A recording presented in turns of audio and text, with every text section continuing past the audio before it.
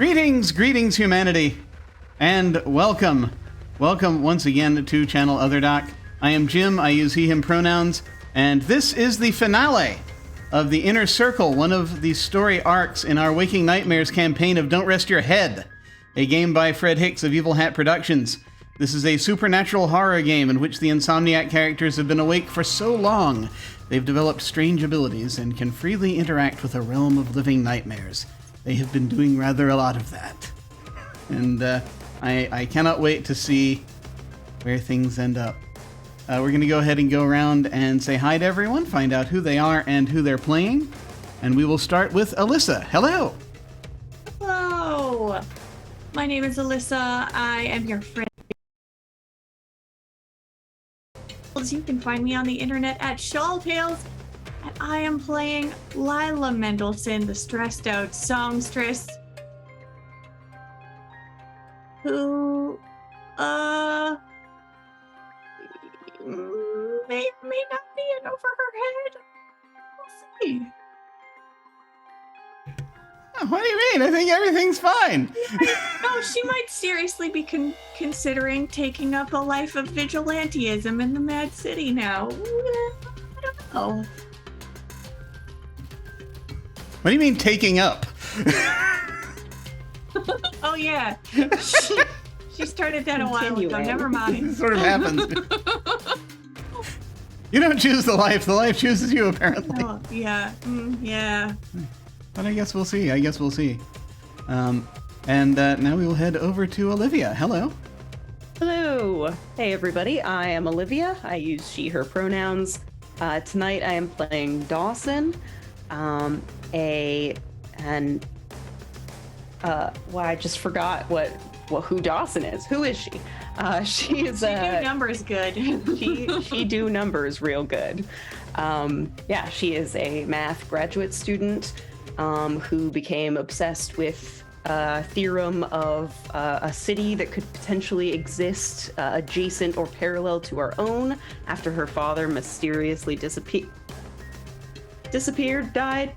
Spoilers. Has journeyed to the Mad City and is loving it. Having a real good time. Just excellent. This place is weird and I like it. Yes. I'm sure. I'm sure everything is fine. I'm sure everything is just fine. Yeah, there's a weird, mysterious university that exists with some guy who also do math real good. Yeah. There has. I mean, probably they teach math at universities. I'm sure it's I'm sure that's just a perfectly common occurrence. But now we are going to head over to Nash. Hello. Hi, I'm Nash. I use they, them pronouns. And just to be confusing, I am playing Lana, who uses she, her pronouns, who's going through some stuff and is feeling things and is kind of exhausted and at her wit's end at the moment. She was a lawyer. Let's just say she's seeing all the people you don't want to see in the Mad City, like, making contracts with the Wax King and now this witch lady. It's fine. I'm sure it'll be all okay.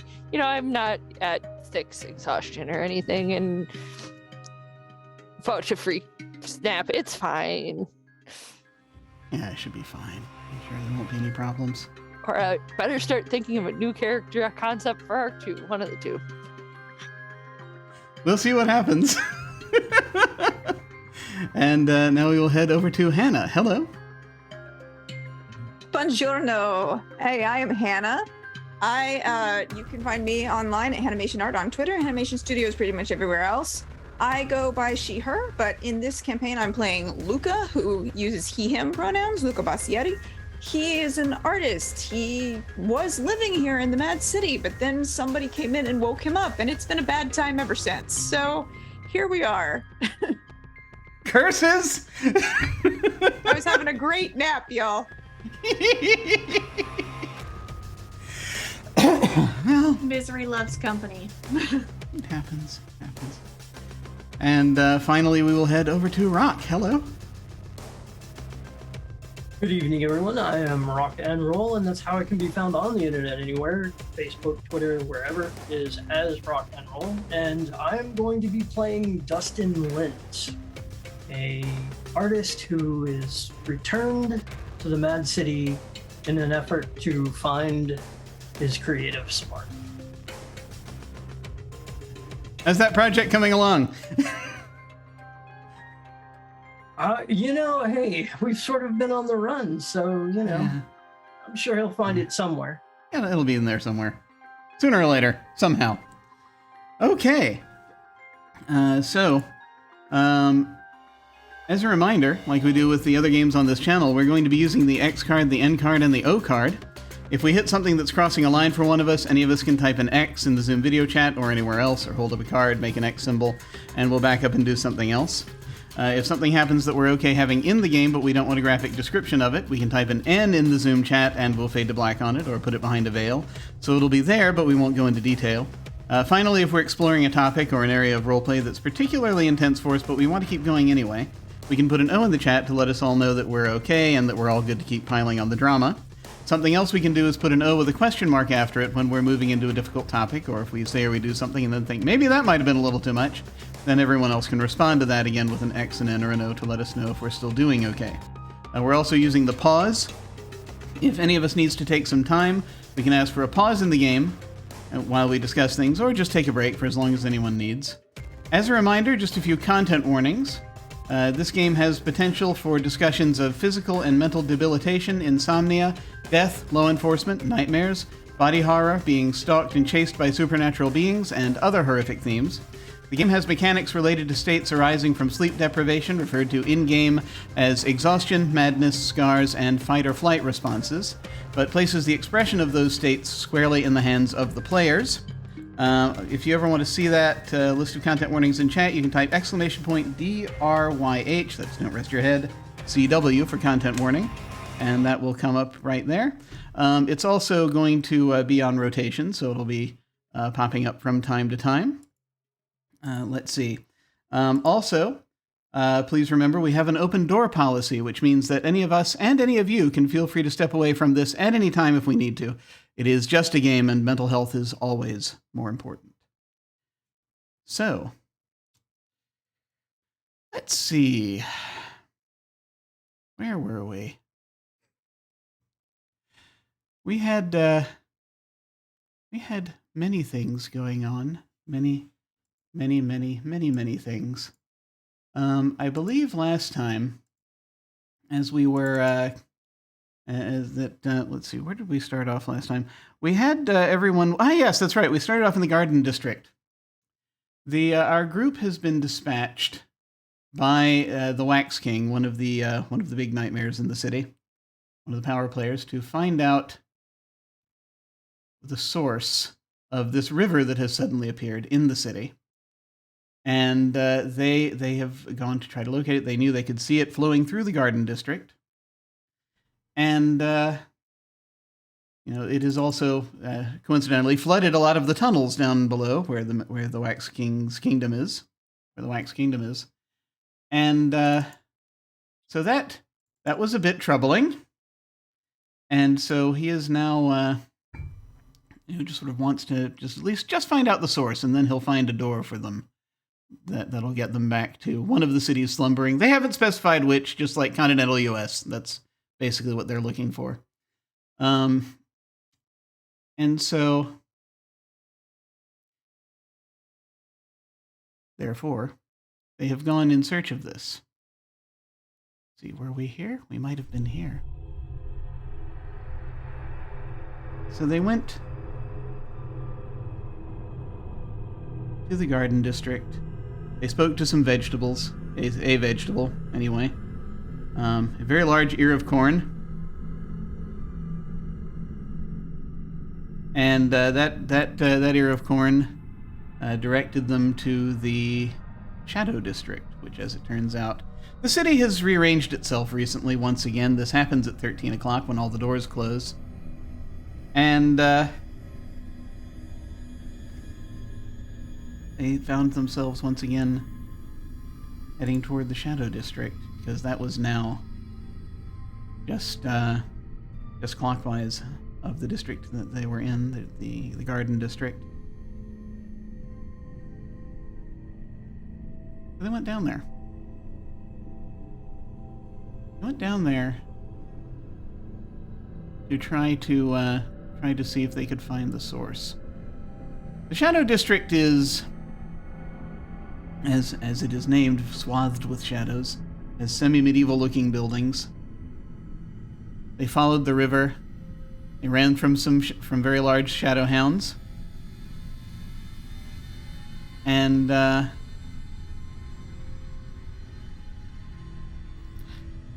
they ended up finding a cafe, a coffee house, that appears to have been pulled from Portland, Oregon. Apparently, the Shadow Crone, according to the person who was tending the coffee house, Reg, he basically his entire block and a section of the river, because he was on the boardwalk, got pulled in by the Shadow Crone into the Mad City. And he helped them. He is helping them get to the source of the river. He drove them up. He pulled his car in as well, and so he has driven them up to this cliff, out of which this waterfall emanates. There's a path going up. They climb up the cliff. They find an iron gate. An iron fence. They go through the gate. There's a dark forest inside, on top of this cliff. They follow the river just a bit of a ways around a bend, and they find themselves next to a lake. It's very dark, but then the light comes back up when they see a skull on a pike. Its eyes glowing green as though some sort of flame green fire is burning inside it. And behind it is a hut. And this kind of sort of rocky ledge dais. It's on a rock, big rock. There's this hut. This old decrepit hut, the door standing open. And as the darkness finally cleared, they saw, standing in the doorway of the hut, being which can only be the Shadow Crone. Very tall, spindly individual she is. The hooked nose. Made seemingly entirely of shadow. And she greeted them, telling them that she was not expecting guests, and perhaps they'll be staying for a while. And the last thing they heard before we left them was the iron gate slamming shut far, far behind them. The question now becomes, what are you doing?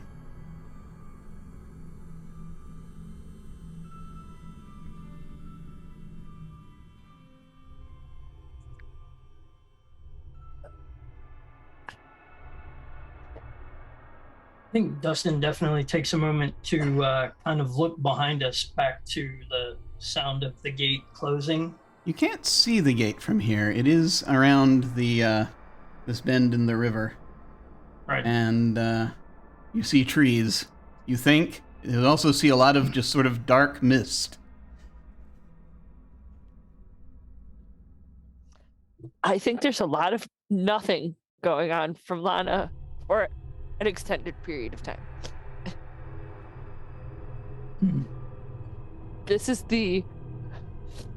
I'm trying to weigh all of my options and none of them seem good. Pause.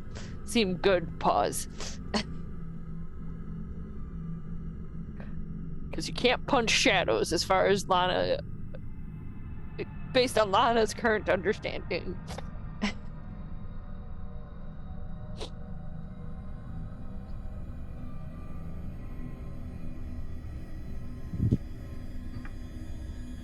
We actually weren't hoping to stay a while. we were hoping to just do a little peek around and then leave. So if we could do that, that would be ideal. Would it?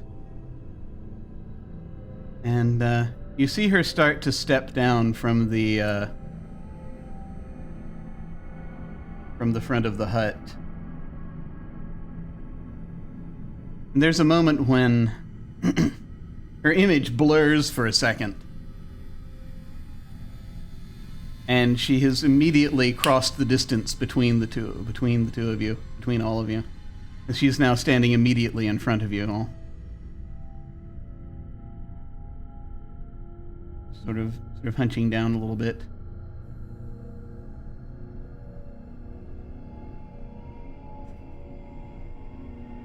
What a pity you've only just arrived. You are very unkind to my citizens.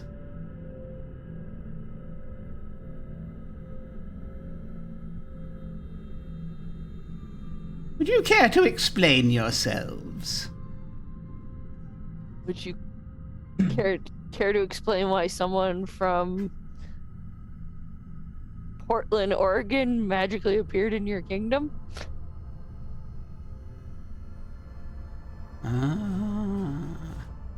Was it Portland?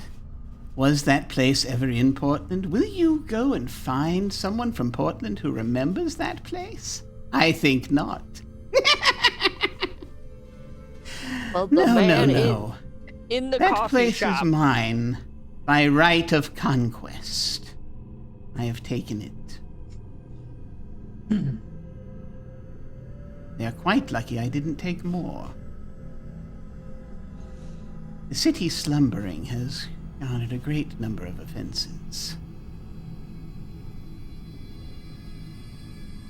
And that was me being kind. So you could show a little more kindness and just let us go? Why would I want to do that? Because I am horribly chewy, should you choose to eat me.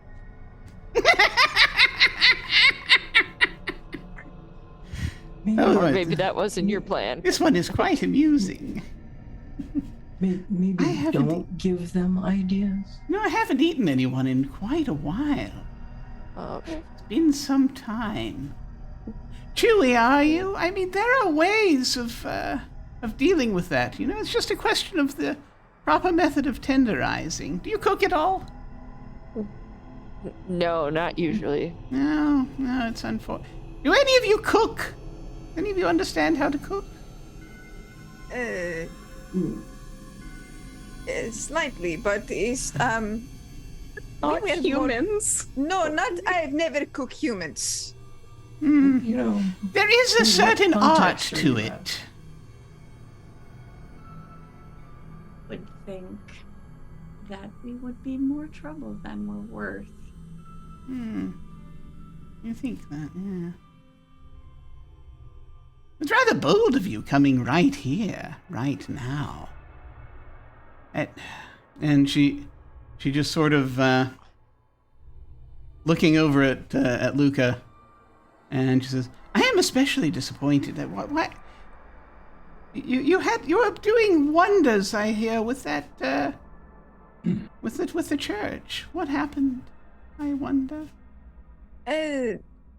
Things, the church, the whole section, it moved. I could not get back to it. Oh, I see. Yes, sometimes these sacrifices need be made. Well, that's probably my doing to an extent. Do you know what Interesting. happened to the market district?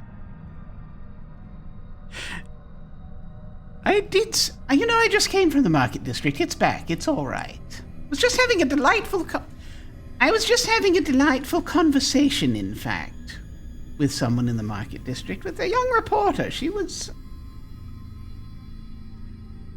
Well, it's good to have initiative, to believe in something, you know. And she certainly did. And he just sort of is looking around and just sort of shrugging her shoulders, pacing back and forth for a moment. I have to decide what I'm going to do with you all. It is, it's not every day that you have a renowned artist such as Mr. Bascietti here. Very good work, by the way. Grazie. Mhm. If you want, I could stay here and you could let them go back to see if there is anybody who remember that coffee house, like you say. They could go back.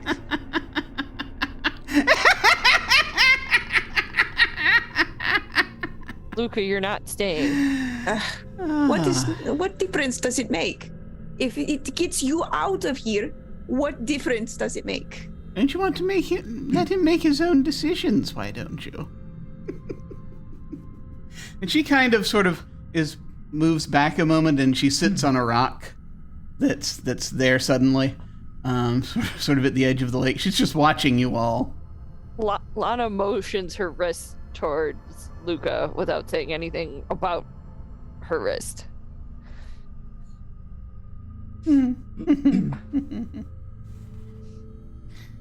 So what do you want from us? It's a very good question. What do I want? Well, let me turn that around for a moment. Why are you all here? What do you want? It was a cat statue, right? Can I point in the vague direction of the statue? You can point in the direction. Yeah, it was a cat's head statue. I couldn't Made of remember metal. out of character. There was this cat statue creating a waterfall, which created a river, which flooded some places that did not appreciate being flooded. Mm-hmm. And we were sent to figure out all that information. Sent, were you? By whom?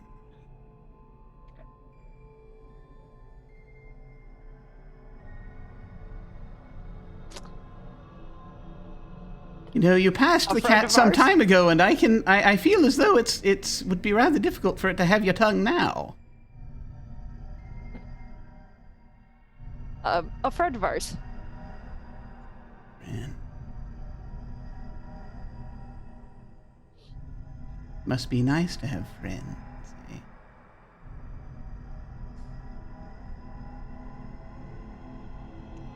Tell me why, and she says, slowly standing up, tell me why I shouldn't, what was it, cook you? Yes. Why shouldn't I cook you all right now? It would be a very interesting experiment, if nothing else. And she snaps, she clicks her fingers, she snaps her fingers, and the lake behind her begins boiling. If you were to cook us all now, there would no longer be any art for you to appreciate. Luca would not be able to create art. And, I'm a fellow artist as well, just kind of looking for a spark of creativity. If you cook us, then I would never see my potential either. See, and you forgot to put salt in the water first before it boiled. All right. You are trying to convince the Shadow Crone to go easy on you now. And so we have reached the point that I would like there to be a roll so that I shall know how she reacts. I will reveal at this point, silly though it is perhaps, I have created a Crone table. Just to tell me what her various reactions might be like depending on how well this does. I don't have actual numbers on it, it's just more prompt inspiration, really. But I have a range of possible responses here, because I wanted to think about this ahead of time. Heavens help us. So... Too high level to have numbers. You're supposed to avoid her. Yes, there are no numbers here. There are no numbers here. But there is going to be a pain rating. It just says, oh God, oh no. Dear God, why? Like the Office gif. Why, God, why? No. Well, the pain rating, the Crone's pain rating, currently. So here's the thing. Her pain rating is a base of 8. You are by her hut. So I'm going to kick that up to 9 because you're in an environment that she is incredibly good at controlling. Does she have lair actions? Like, of course she does. This is like the big ancient dragon we're not supposed to touch that has legendary action. Crone's gonna crone, hag's gonna hag. It's fair. It's fair. Okay, Taylor Swift. If it makes you feel any better, I will say that the other group, the Outer Veil group, did in fact. I didn't expect them to do this, but they got the attention of Mother Wen. So, surely if they could deal with her, you can deal with it with a crone, I'm sure. But the pain will be 9. So who's leading this was effort? probably Lana. It could be Lana, it could be Luca, it could be Dustin. You've all been engaging her in conversation. Dustin did make the most engaging arguments about why she shouldn't throw us in the boiling river. I mean, that's fine. I shouldn't lead in my current situation, so... Just depends on who wants More to help contribute. for that. No. I'm totally cool with leading on this one. Absolutely. Okay. So, So you said we need 9, right? yeah, so 9 the pain is what you said there? 9 pain is what I shall be rolling, and of course you can all still help. Even if you haven't spoken yet, you can still help if you would like to, because we're still You can working roll this through. assist. You can say things, yeah. Okay. And it's just that if you have not spoken yet, I just need to know what you're saying to her.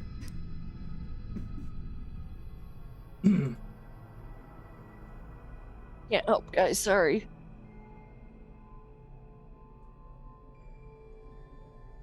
Okay. I am going to increase my exhaustion by 1 for this Okay. roll. Yeah. Is it? Yeah. And Anyone helping? We can use madness dice at any time, Yes. right? Okay. Yeah. For any, But you can use madness dice for any if roll. we're assisting, I think it only counts our Yeah, discipline. if you're assisting, it only counts your discipline, so it's best. Yeah. Oh, so no extra madness. Yeah, it's best okay. not to. And again, your discipline pool doesn't count toward what's dominating, but your successes in discipline will count. But of course, the result of the roll will come down on whatever dominates will also come down on anyone who helps. Also, you folks still have 5 hope, which might come in handy here in a moment. So we've got Lila helping. We have Luca helping.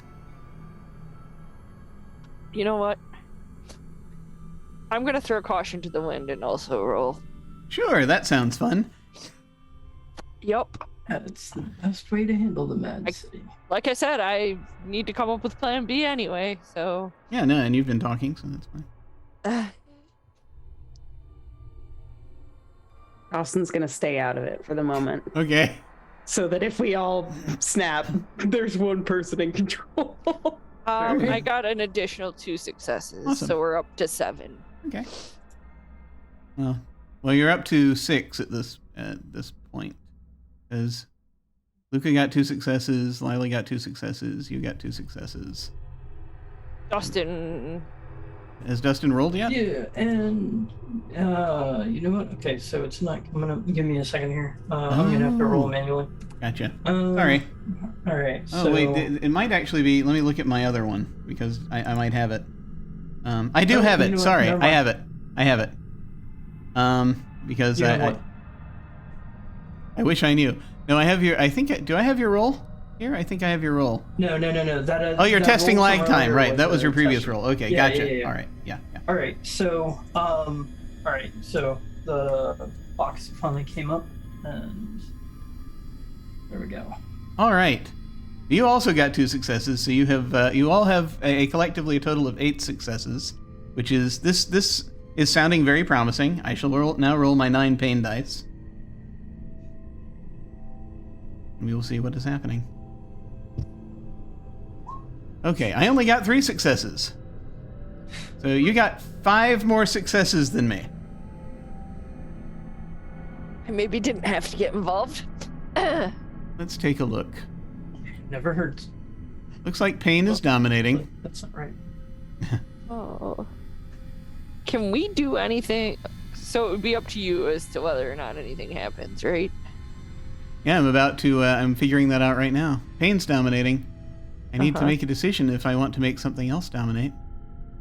I have 2 6s in pain. And let's see. Oh, yeah, Rrok, you did not roll any madness, I see. Is that correct? Correct. Okay. Correct. Interesting. Okay, there is no madness pool, so I can't add anything to madness.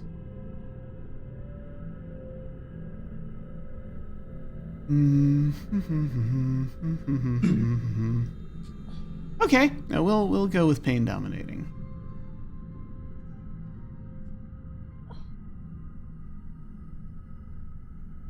Yeah, I might be a little mad for trying to come into the Mad City for a spark of inspiration, but I'm still trying to keep my wits about me. Oh, understandable.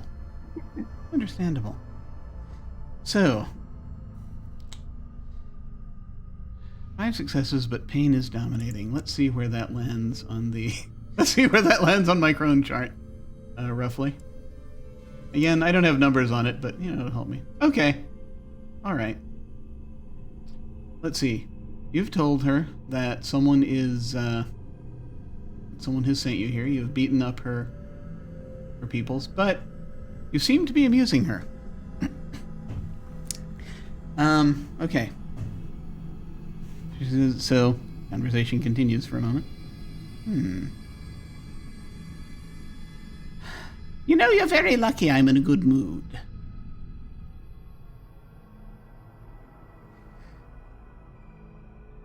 It is true. There is always a need. There is a need for artists.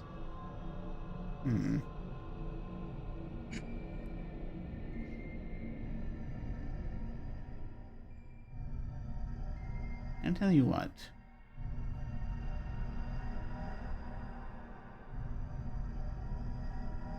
So you lot are not here to disassemble or undo anything that you see done here. You're just here looking for information.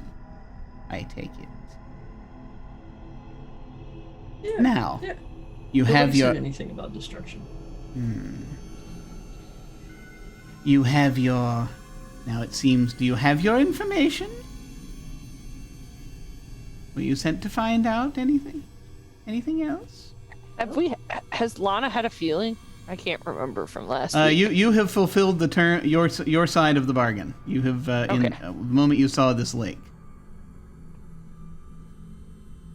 Lana is going to nod emphatically in response to the crone. I see. And I'll promise I'll never come back. Oh, don't promise that. You're so entertaining. Well, even if I don't promise, I don't intend to be back, so... Well, intentions are... a very good paving material, from what I understand, as they say. However, you've come and you've gathered your information. Now, what are you willing to pay for it, I wonder? You don't think I let anyone in here just for free, do you? No, I was hoping you were in such a good mood you might let us do that.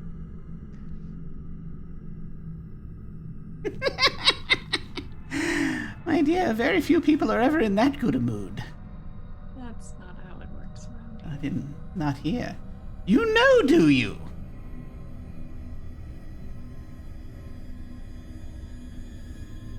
You're one with experience, are you?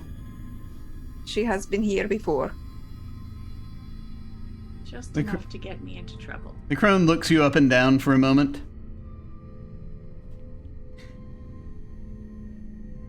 Alyssa, Yes. I don't think on any of your previous visits you actually encountered the crone directly. No, not directly. No, I think you saw some of her servants, or some of the Yes. shadowlings, quote unquote. Okay. Yes. It was the kerfuffle between the shadowlings and the wax Yeah. kingdom. Sounds like So Lila just has a wrong place, wrong time. Yeah, fairly. The crone will just sort of says, "Yeah, takes quite a bit of it takes quite a bit of endurance to come multiple times. I wonder what fascinates you about this place, so." I've been asking myself the same question. That's the sort of thing I might be able to help you explore, should you be interested.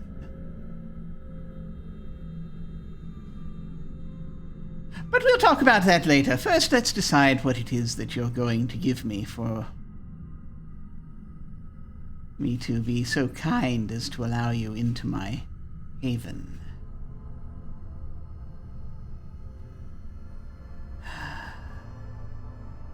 What token will you like to put up? You seem to have an appreciation for art. Indeed. Perhaps maybe we could pay in some artwork. Make some stuff for you to kind of give you something to look at other than trees and the lake. What kind of?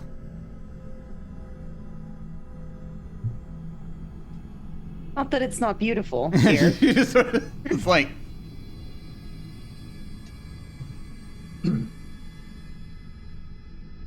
I picked out each of these trees myself. However, And they're lovely trees. what is your medium? I like to sculpt. I like to, make things. Like to find material and see what it reveals. Oh, a sculptor. What do you like to use? Kind of depends on what's on hand. Clay, plaster, anything really. Excellent. Wax. From out of the ground, the lake stops boiling at this point. But from out of the mud near it, you see this block of mud. Just this sort of cube of mud just rises up out of the ground. Again, sort of very dark, much like everything else here. And it's not big. About not that much, but she gestures and it actually hovers up and floats around and in front of you. And she says, "Can you make something of that? You think?" I'm sure I could make something. Do you have a particular subject that you like? Oh, yes. Something in particular, or do you just want me to go with? "I would like you to tell me who you are with that sculpture. That is one thing I am requesting. The other, I would like one of you to tell me who it is that sent you here. Those two things, that is my price."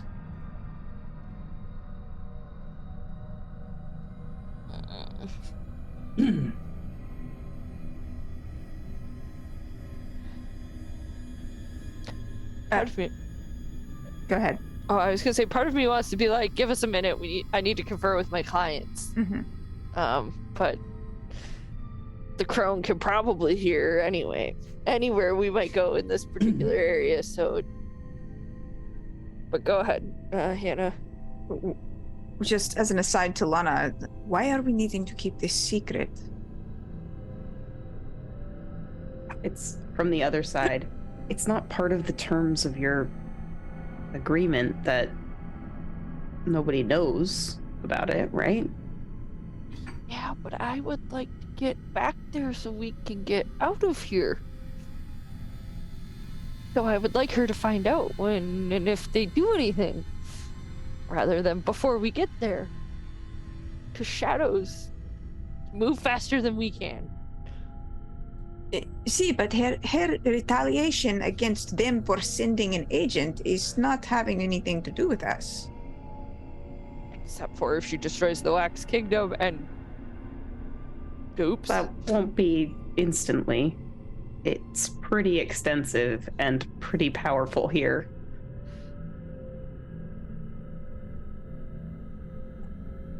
She would have done it already.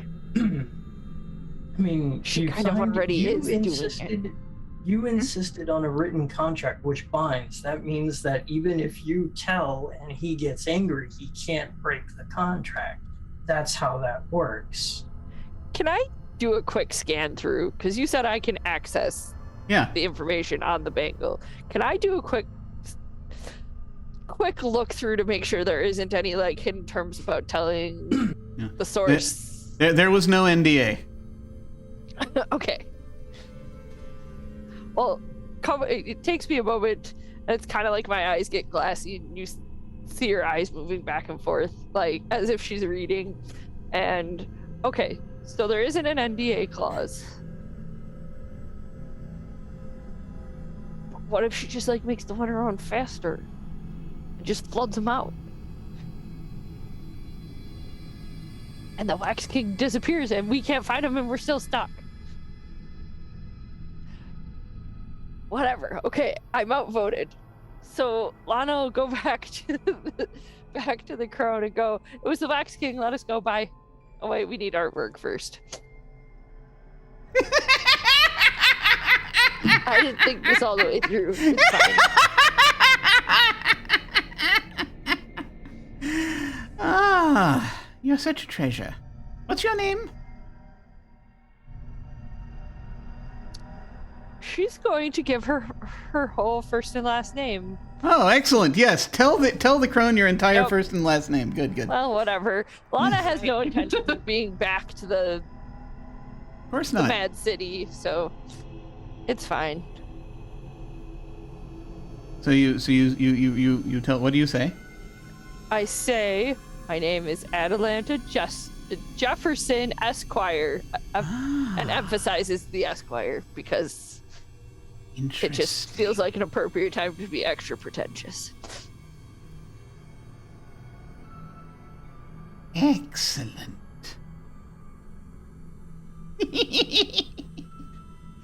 Well, you seem to be very possessed of whom you are. Good head on your shoulders. You'll probably go far here. Yeah. And she will turn and basically just sort of looking at the others. Well, now. Whilst the sculpture is being made, do any of you wish refreshment? And she will just sort of gesture. She won't even snap her fingers this time. And a swath of shadow just sort of descends from one of the trees and flaps down, and you can see that when it does so, when it finishes flapping down, and sort of the sides of it come up, and then when the sides of it go down and roll down, it becomes a flat surface on which is a tea set.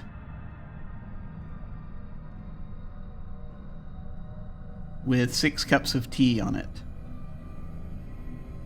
And a teapot in the middle.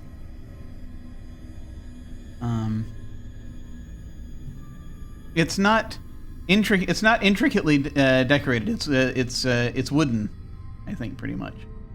So it's not china we're talking about here, but it's you recognize tea when you see it. And that's just sort of just there on that table.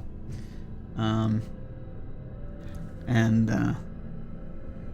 as you sort of are glancing, you sort of realize suddenly that there are now rocks around the table, grouped around, as though there are places for people to sit if they so desire. I will sit, but I'm not going to drink. You're not going to drink the shadow tea? Does it? So, quick question. Does it seem like shadow tea, or does it just seem like regular tea? I'm not going to drink it either way, but I'm curious. You're going to look at it? Yeah. So, it could be a little darker than regular tea. It's hard to know. Because it's hard to tell because it is so damn dark in this place. Would she give you a light? Probably not. So yeah, it's hard. You can see well enough by the light of the skull to see everything that's on the table, and you don't have to fumble around or anything. Yeah, as far as you can tell, it looks like tea. Perhaps made from darker herbs. It's hard to say, really. Lana is going to join Dawson in that, like, you go to a party and they hand everyone a drink, but you just hold it to look like one of the cool people who don't intend to drink from it. That's also what's going on. Luca will sit down and he'll take a sip of the tea. Okay.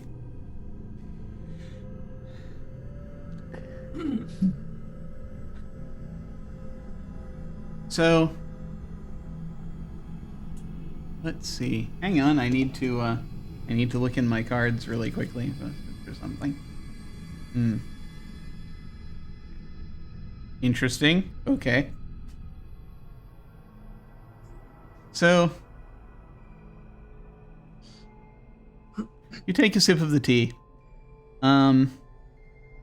It's, I wish I kind of knew off the top of my head tea varieties and kind of what they are more like, what they mean, that kind of thing. Let's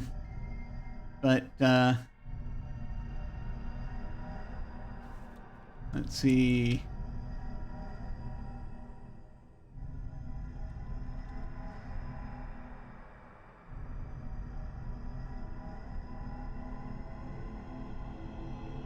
So,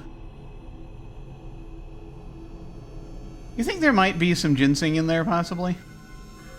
Sort of a mix of ginseng and it's a black tea, but it also has they've mixed in it's sort of black and herbal sort of the mix. You got ginseng. You think it might have a touch of something that's like green tea.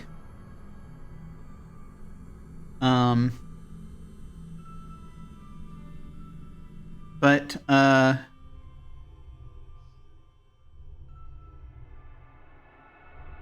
what you kind of will... It's a little... The effect of the tea is subtle. But over the next half hour, roughly, you'll get this very slight sensation of drifting. Just a little bit. Just a tiny bit. Not as in drifting off to sleep. More as in, is this what it feels like just before someone flies? If that makes sense. Okay. If someone were enchanted to be able to fly, you know you can't fly. I need to point this out. Specify here. But it's kind of you're remembering sort of from fairy tales and that kind of thing. It's like, it's this interesting little tingling sensation.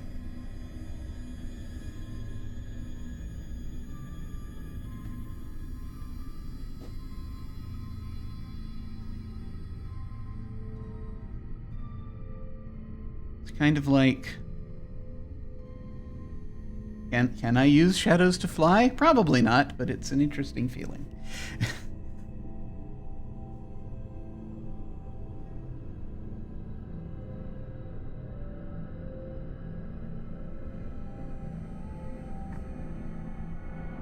Would anyone else like to drink the tea?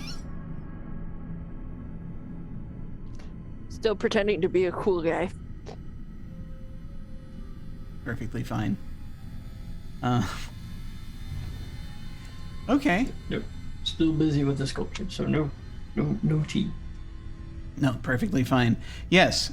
So the block of clay will hover there for you, if you would like it. If you'd prefer she will conjure up a thing for you to set it down on. But she's basically set this up. It's a small block. This is a thing that you can probably make pretty quickly. So she's Okay. not trying to make you stay for hours and hours and hours necessarily.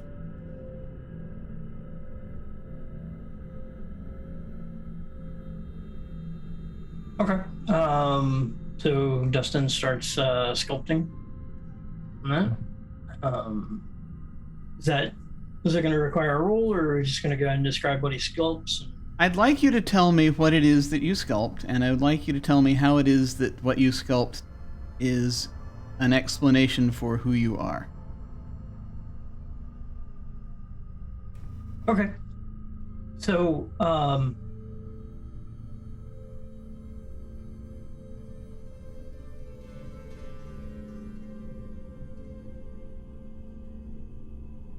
it is an inkwell and a pen or quill. Yeah. In fact, now that I think about it, it has more of kind of like a feather quill shape, with a very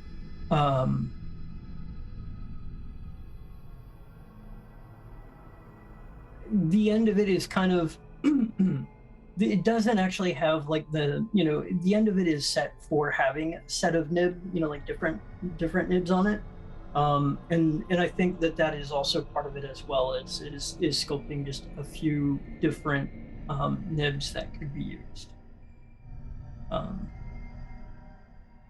with it. So that is what that's what Dustin makes. And then the inkwell has a little bit of design to it. It's maybe a little ornate for an inkwell as far as that kind of thing would go, but nothing like terribly fancy. It's got a little bit of scroll work, but nothing too terribly intricate. It's not like a lace design or anything. Okay. So, and the explanation offered is this is the inkwell at times is filled with purpose, and the quill is capable of calligraphy and art, and it's capable of making beautiful things up until the point where the inkwell is empty. And until it's refilled, it just kind of exists without purpose.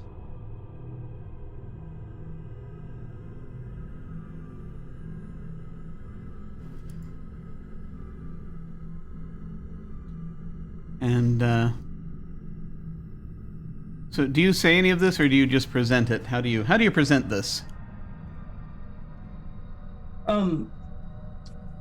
Dustin goes ahead and he presents the inkwell and the quill and the nibs. And I think instead of like a quill with different nibs, it's actually like 2 or 3 different quills, each one with a slightly different nib to it.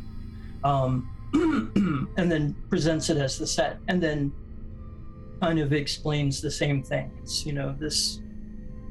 this is who I am. I can be full of inspiration, and I can create beautiful things until my inspiration is used. And then until I'm refilled, I'm just kind of here. Waiting for a purpose. Hmm. And when you put it, she's seated near the table, and so when you sort of hand it to her, she will take a look at it, and she will listen carefully as you're talking. Interesting. Very interesting.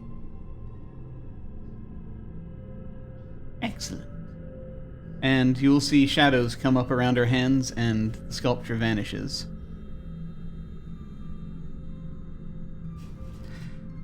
It seems as though a number of you are trying to find yourselves, yes? Trying to find your purposes. As I have said, if you wish, that is a thing I can help you with. But it will be up to you to decide. And she will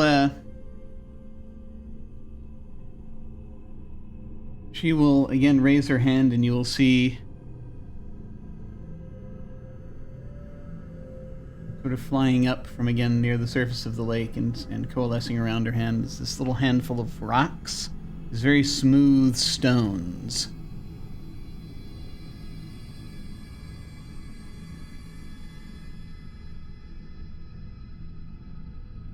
And she will briefly caress them for a second, kind of as they come around, sort of swirling around slowly. And they will move over. They'll fly through the air, and each will land on the table next to one of the cups, each one. And she says, "Should any of you wish to commune with me in the future, and wish to perhaps delve into that, that is a means of contacting me, if you wish." And she will lean back. Well then.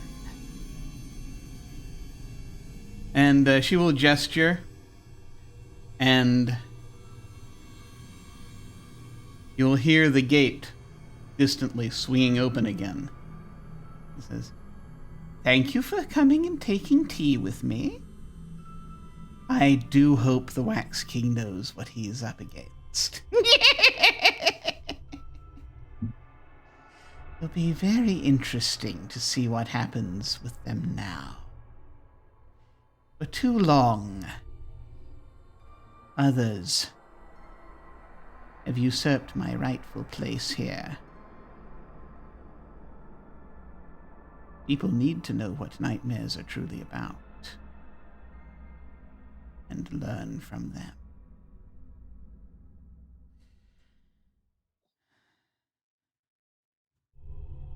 And she says, "Now then, I wish you the best of luck making it to the edge of my realm. Until we meet again." And she just fades away. And Anna is gonna drop the cool guide act and put the cup back down and pick up the rock. Are you taking the rock? Mm-hmm. Okay. I don't know if I ever intend to use it, but it's just a lot on Lana's plate in terms of figuring out who the heck she is. Sure.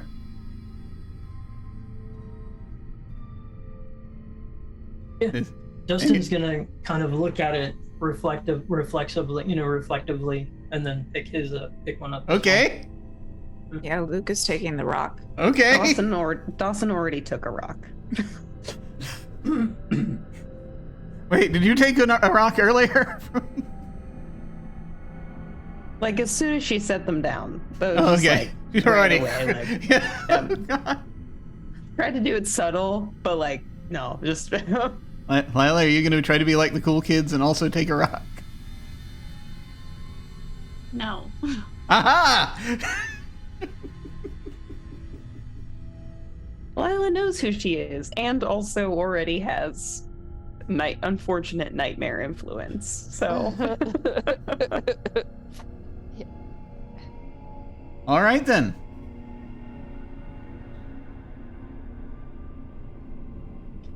You hear, there's kind of a flapping sound. And things are fluttering through the trees back and forth. Bat-like.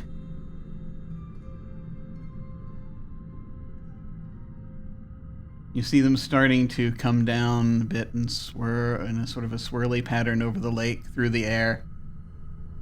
Start flying from tree to tree, and they're starting to kind of, their migration seems to be getting closer to where you all are.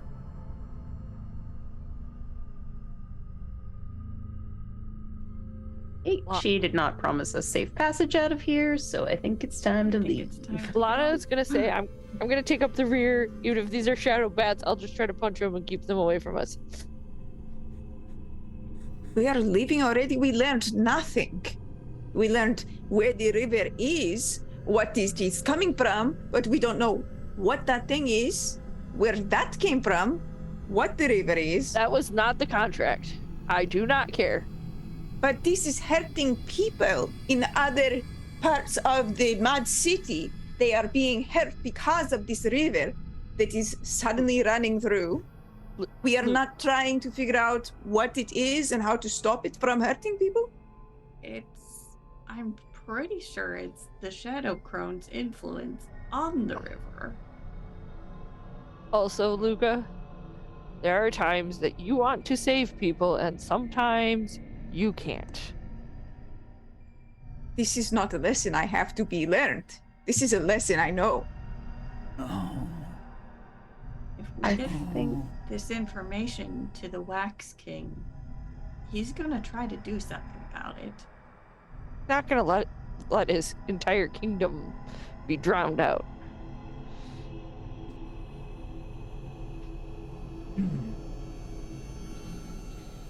There might be a way for this to be useful without being harmful. But we know where it came from.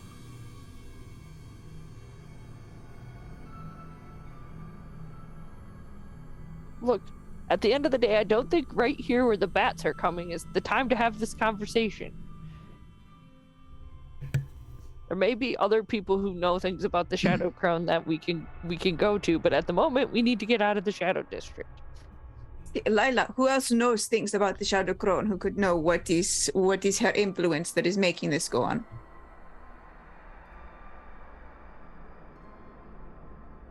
Seems to know things.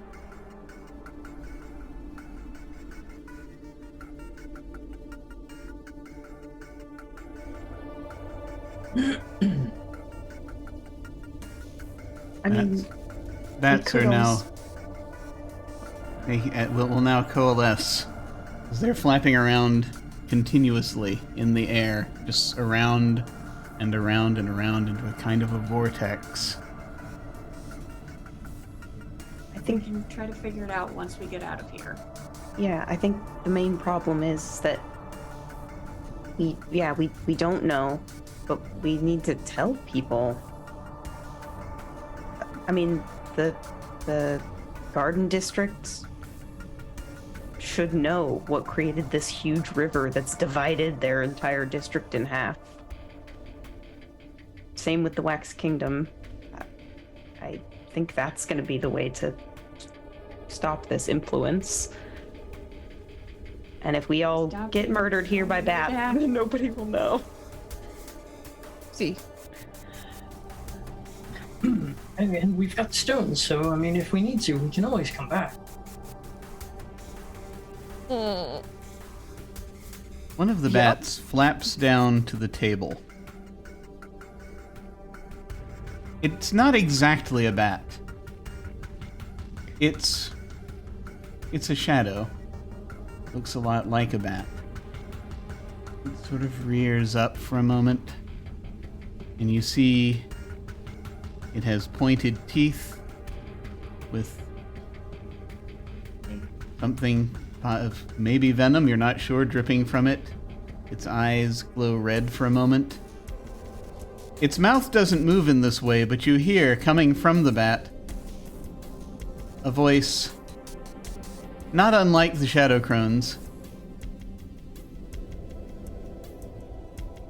And it's sort of echoing out. Are we ready? Good. Run. And you see the bats, as one, turn and begin swarming toward you. Running. Yeah, we should run. Well, Lana has already started walking towards the path at this point. Ah! So much for being rear guard to punch shadow bats, but This swarm of shadow creatures, shadow bats, are now flying at you all. Making you... The only sound they're making is that of the wind parting as they do. Just through the air. You're all running. You get away from these things, presumably. Is anyone not running? Yes. Just out of curiosity? Okay. Next one out Excellent. pays the check, so that's not going to be me. So this will be a pain of 3. Who is leading the charge? I mean, I guess Or the retreat, Lana. more specifically. Yeah. Lana was in front, Lana. yeah. Yep. Anyone who Fine, wishes may guys. assist. But the pain is 3.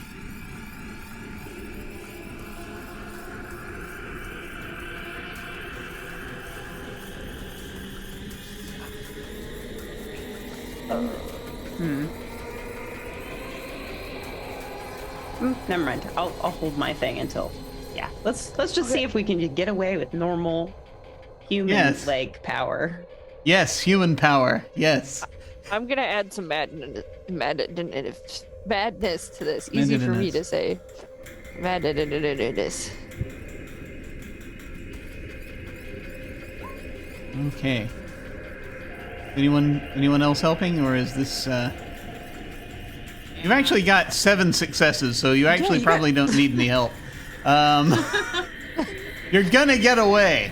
I'm just telling you this now, because I'm only rolling 3 dice. I have 6 exhaustion. I was rolling 9 dice at a minimum. That's fair.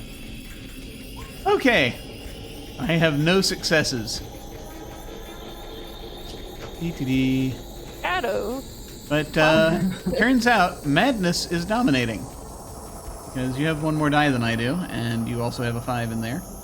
So, that means, Lana, please check off a response. Well, the good news is, it's fight. Not really good news in this situation, but it's fine. It's good news that you have a box to check. That is true. Yeah. I'm Yes. now back to maxed out again. Excellent. All right. So, your fight response kicks in as you're running from these bats. Hey, Hawkeye. Hey, thank you for raiding.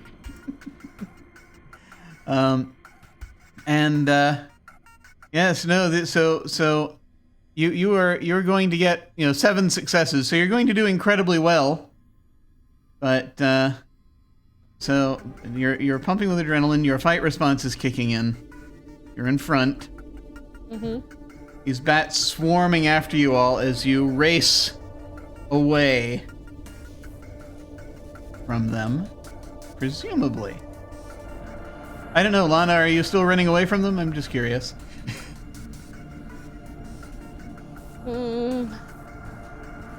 Yes. Okay. I thought about stopping to try to punch a bat, but Beat them off if they catch up. yeah, I think if they somehow catch up. I think what Lana will do is not completely stop, but slow down to be the rear guard in case any of them get close enough to be punched. Yeah. All right. You know, like, I'm gonna fight these bats. We didn't come all the way here to dine out of these stupid bats. See them flapping closer. And so they're coming at you. But you all manage to outpace the things just long enough to get past the gate and down the path a little bit of a ways. And you all kind of have to duck a little bit as they come swarming up over your heads and out. You've got actually kind of a decent view from here of the Shadow District, of this part of it anyway. You're kind of in the, I want to say, you're roughly in the middle of the Shadow District. And you can see the sort of this, you can see this like Portland sort of more on the left than on the right, sort of Portland-esque bits in front of you before it sort of gives way to more more foresty things. You see sort of on the right there's also a little bit, there's a park and forest, and and then it's other buildings on the other side of this little river. But as you race down, you do see that at the base of the cliff you still see the car. You see Reg's car sitting there. Is Reg? Reg has turned the car around, apparently. Someone has turned the car around. And as you are heading down the cliff, the car turns on and the lights come up. Hopefully that's Reg.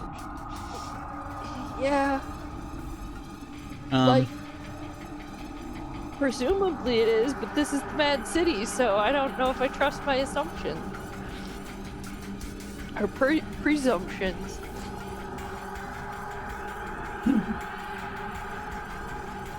I'm gonna keep going towards the car until I have information that the car is bad news. All right. I'm gonna urge everybody to go towards the car. You'll head for the car?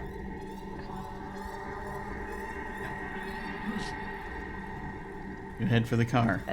Dawson, can I take your hand? I was literally just about to say, No. at some point, no. Dawson has like grabbed Luca by the hand and is like tugging him towards the car. So that's the moment. Same brain is cell, that there we go. Yeah, they reach out for each other, like grab hands.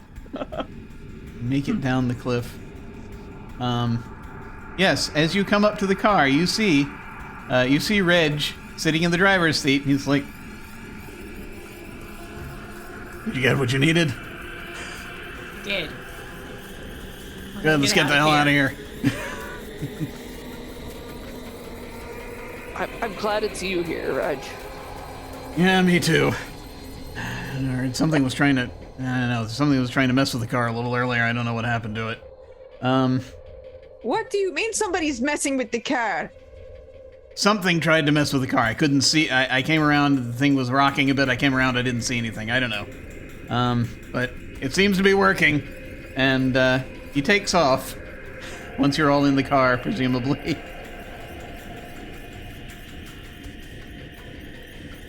Tearing through the roads. You see for a second he's like, "Ah, shit," as he looks at something. As he's looking in the rearview mirror. Come on. You turn around, you see the swarm of bats has circled around and is starting to follow you, is following the car.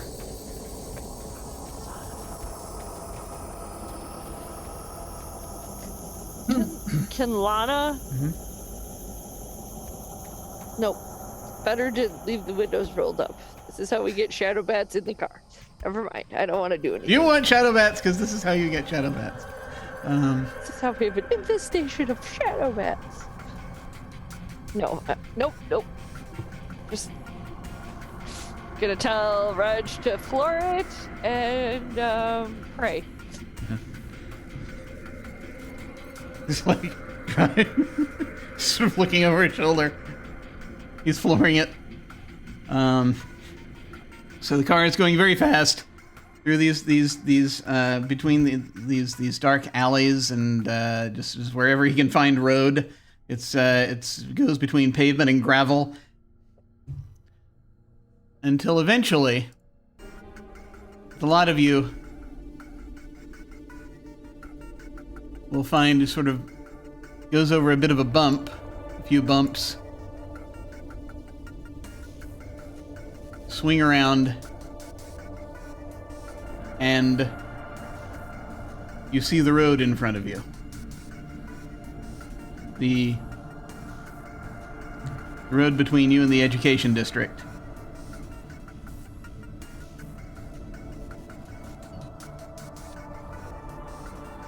I would like to say to Reg that if he wants a way out, we might have one, and offer to have him come with us. Oh, crap. Can I think about it? Well, we're Give me a kind sec. of... Okay, yes. And, you all pull out, and the bats turn off as you leave the district.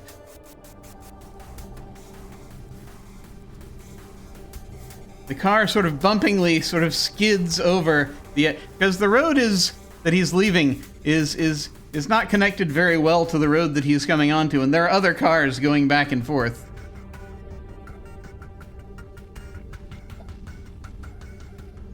I think the thing that makes the most sense... Let's see. Yeah, he's probably... I mean, the safer thing is going to be... Well... I think unless anyone tells him any different, he's going to turn right. Do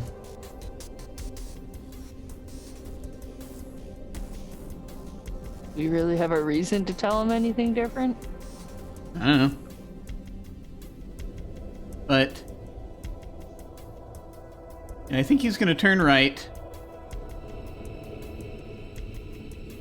And he's sort of driving until he finds, until he finds sort of a good sort of lane. Until eventually you see a stoplight in front of you, and he's very sort of as you're sort of coming up, and he's like, and he, as you're coming up, he sort of gets in sort of more the left-handish lane, and pulls to a stop in front of the red stoplight for just a moment. He's sort of breathing in and out.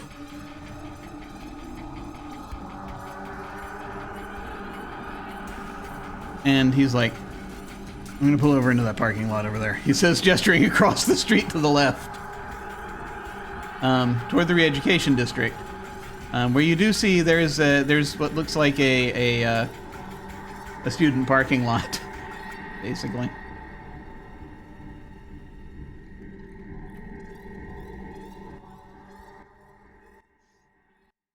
And after a moment, the light turns again. He turns, takes you off, and sort of turns and skids into that lot, and is like, and the car is kind of shaking again for just sort of. He stops the car and it shakes for a second. He's like, "What the hell? Hang on!"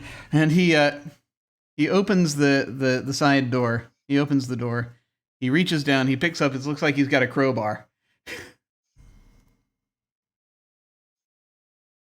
Mm-hmm. He runs around to the back of the car, and you see he's running around to the back of the car, where he's apparently there's something he's wanting to. The car is still kind of moving a little bit, sort of going, and he's going around to the trunk.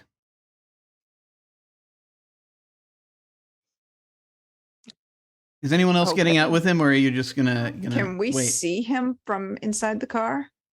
Yeah, you can see him out the back window, but he's heading over to the trunk. It looks like he's about to open the trunk. I'm gonna step out in case he needs backup.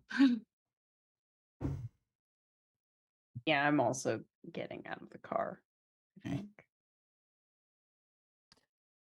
I'm just gonna move to the driver's seat in case I have to go. He's got his crowbar at the ready. Steal this guy's car? He You know what? Yes, If my life depends on it, yes. Oh no! This, by the way, this. Oh, wait a minute. Hang on. Stand by. I specified the type of car this was. You put a picture in Discord. I did put a at some picture in. point. So this car may not have a trunk. Hang on. So this, it might be the back. I need to visualize this properly before I dive into this. Let me see. Where did I save that? Huh. I thought I had that image saved in this little folder. There it is. There it is. Right. It is the message you sent to us. It is a 1964 Chevelle. It is a wagon. It is a station wagon. Yeah. So he's actually. It's not the trunk. It's just basically the hatchback, essentially, that he's getting ready to open up. Things are sort of, and the car is kind of moving weirdly a little bit while this is still happening, sort of like bouncing a little bit. He opens it, the hatchback, which means you can still see him when he opens it, basically. You can actually see him better if you're sitting inside the car. He's got the crowbar at the ready. He opens it, and there's kind of sort of there's a storage area where you would sort of the trunk, quote unquote, but it's not a trunk. He opens it, and inside this storage area, from inside the storage area, you see a rainbow of colors oozing out. Oh my God. Is As- that Beloved paint friends. As the paint creature begins oozing out, Reg raises his crowbar, seeing this thing. No, please no. He's like, what actually, the hell can is this thing? Did He's he getting leave ready the to beat keys- on the. He's getting ready to try to hit the paint creature. Did he leave the my- keys in the ignition? Because I moved to the front seat. If I see the paint creature, I'm driving off so he can't hit the paint creature. Or at least driving forward to See, give from the where you paint- are, you can't see the paint creature, because it's still in Okay. that area. Not But that a crowbar would actually do anything to this. If you hit that thing with a crowbar, it's sucking you in. That's the Yeah. problem. Yeah. yes, Yeah, I'm more trying to save And Reg's life. I just if you're offered to sitting in take the him back out. seat and you're looking back behind you, you can kind of figure out what it is. You can see what it is that he's getting That's ready to fair. hit. So. No, it's friendly. That's my friend. Don't hit him. Don't touch him. Okay. So we need to figure out the speed at which this happens. See if the paint creature is going to react to Reg and potentially absorb him. Okay. So I'm going to, let's see. Luca should probably lead this. Okay. I'm thinking this effort. Let's see, the paint creature. I'm going to use. Reasonable. So I'm going to say this is a pain. This is going to be a pain of 5 Okay. That's reasonable. because Reg is friendly and the paint creature is friendly, and so is friendly. It's friendly when Luca's around. And It's more friendly when Luca is around. Yeah. I'm going to put some madness dice on this. yes, that's probably a I good will idea. Also assist. Okay. This thing is my best friend. I love him. So I know I helped try to kill him one time, but it's all good. In the past. Yeah. Different Um, now. It's paint under the bridge. Yeah.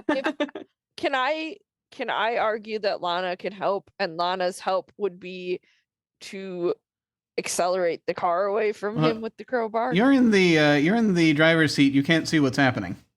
Right, but presumably I could hear them yelling. Are you saying that Well, would you can be hear enough them. to- You can hear them yelling. Yes. Would accelerating help? I think is a good question. I mean, that's fair. I don't have to help. I just don't want Rudge to die. I mean, that's fair. That's absolutely fair. Dawson, you said you're helping? Mm-hmm. What are you doing to help? I'm also. I said I got out of the car, so Oh, I'll okay. also be like. Okay, so okay, you're trying to hold them up. So yeah, you can go ahead and roll if you wish to add your discipline to this.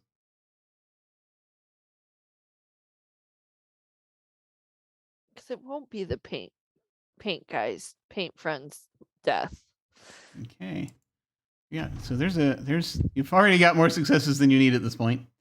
Okay, then I won't worry about it. But I only got 2 successes. So 3, 6. So you got 4 more successes than I did. Let me see. And it looks as though discipline is dominating. Stand by. I just need to check something real quick. I'm going to spend a coin of despair. Let me see if this works, actually. Oh, you know what? I'm going to have to spend more than 1 coin of despair. Really? Which I shall do. Yes. We are going to let's see, where are we? I'm gonna make madness dominate. Cool. So Luca and Dawson, please check off a response.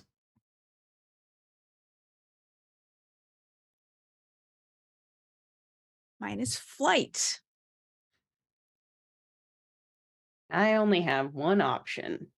Yes. It's to be mean. Excellent. Good. But you are able to stop him before he hits the thing, and you're able to calm the paint creature down so that it does not absorb him. So what does this look like? I think for Dawson, what happens is, like, instead of just like grabbing his arm or like, waving my hands or something, it ends up being like full shoving him away from the car.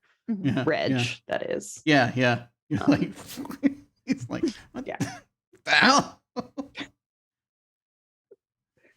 And I think, yeah, like similarly to last session when I think Dawson is just like, what the hell? Like, what the hell is that thing? Innocent pig creature. You live in the Mad City. Things are weird here. Leave him alone. Yeah, I only got here a few hours ago. Me too, bitch. The fuck. Most of that I had a crone in my head. Well, it's no excuse. Come on, get out of there. How is Luca You reacting? too, stop surprising people. This is why I tried to kill you that one time. Okay, come on. Oh no! The paint creature hears that and is just like, He's like rattling the door of the car, like trying desperately to get out because, car already freaked out. Now they're trying to hurt his like one remaining friend. So he's like rattling the door of the car. He's kicking the door of the car. He'll get out eventually. Yeah. Just sort of in a panic because, flight, not thinking great. So he gets out and he's like, he sees Dawson shove Reg onto the ground and he not going to deal with that. It's just like to the friend, he's like, are you okay? I thought we were separated from you. I'm so sorry. Wait. And it's kind of it does like this thing where it's like, and then this thing blorches out of it. Uh-huh. And falls on the ground, and this little thing blorches out of it and falls onto the ground in front of you. It's a rectangular object covered in paint. Mm-hmm. I'll pick that up. Okay. Carefully pick it up. It's an envelope.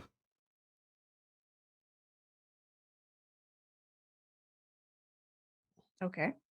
Take out and pull the thing out of the envelope. There's a little piece of paper in there. And it looks like a spiral notebook paper, basically. And it looks like there's a hastily scrawled note. And the note will say to you,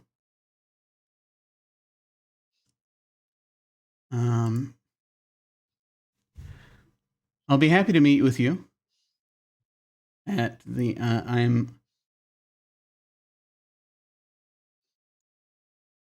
I will be at the intersection between on the clockwise end of between the Re-Education District and the Market District at the corner of shortly. This is clearly from the professor, right? And yes, and basically, yeah, it's it does, and it says, and it's signed the professor. Okay, I will give this to Dawson. Okay. Dawson, Luca's handing you a note. Okay. It says, I'll be happy to meet with you. I will be at the I'll be at the clockwise end of the Market District at near the intersection with the Re-Education District shortly. It is signed the professor, and you recognize the handwriting.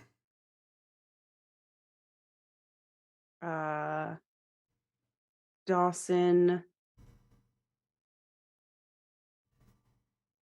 It just says shortly. It doesn't have like a time.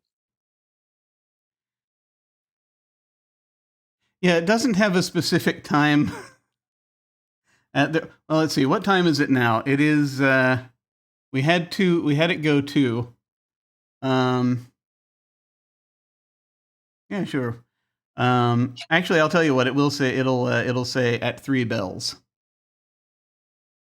and it's probably going to be 3 in not too long. Dawson will like fold up the letter or fold up the note and will hand it back to Luca and say, about your project with the Re-Education District. You probably shouldn't miss that. She's clearly like tense. Oh, okay. I thought you were wanting to talk to the professor. We can go. You do not have to go if you don't want to. No. It's your invitation, though. Okay. It would be cool if I could. No, see, absolutely. Is why I'm showing you this in case you wanted to come. Okay, yeah. Okay. Yeah, no, it's that'd be neat. Okay. Thank you. Justin's going to watch all this and look over and go, "You're a mathematician and never heard of a +1?" Boo.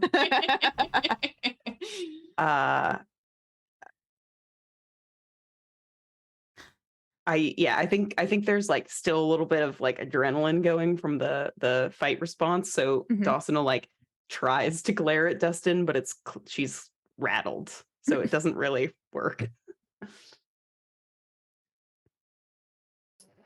So group outing to the Re-Education District, since we're not splitting up now that we're all together. Yeah. Okay, I've seen it. Are you hiding something from me, Miss Dawson? No. I just, if you want to get back to the Wax Kingdom, like, do we all have to be there? Do we all have to go through the same door, I guess is the question. Can you secure like passage out of here for all of us? Because if that's the case, then we should tell the Wax King like as soon as possible, but like also Luca has this important meeting and like I should go with him if I want to. Away. I mean, I suppose there's a chance. I guess I just personally assumed we were in this together until we all walked out the door. Okay. But I'm down for whatever. The Wax King did not give us a deadline. This is true. It's true. And this meeting, it does have a specific time that he is Yes. expecting us to show up. We should get you there on time. Have I seen this look from Dawson given our past? Okay. Oh, this is like weird. Okay. So Lana's vibe is right. She just isn't figuring out why, because she would have no reason. Okay. Cool. I say we stick together. But Rudge, about my offer, do you want to go back to Portland? Or somewhere else? I gotta figure out. Maybe.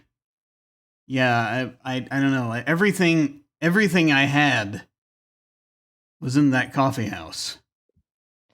I've owned that thing for 30 years. Oh. It's Well, all I have in the world. I don't know if I... But I mean, this place. And he's just kind of looking around and he's experiencing the Mad City for the first time. And he's kind of looking. He's like, A lot. I mean, You've got some time to think about it. I've had trips that are kind of like this. But I don't I was know. like, turn off prosecutor brain at talking about trips. I gotta figure this out. I guess you could, if you would like, you could travel with us. and My you my could make whole a life is stuck in like the worst ass part of a city of nightmares. Sorry. I don't know that there might be worse places, actually. Just statistically speaking. It, Worst places? Dawson. Well, it's true. He tosses He's the crowbar He's down. not in the worst place. 13's probably worse. It's just not a fantastic part of the city. I think we can give him that one. Yeah. Well, neither is the waterfront Pretty in rough. Portland, so Oh, Ouch. You're on a roll. I don't know. aren't you? I don't actually know that. Dawson's never been to Portland before, so Oh, that was Olivia. Okay. I don't know what the hell is going on here. I don't know what the hell. I would just like to wake up sometime. That would be nice. Well, if you follow us through the door,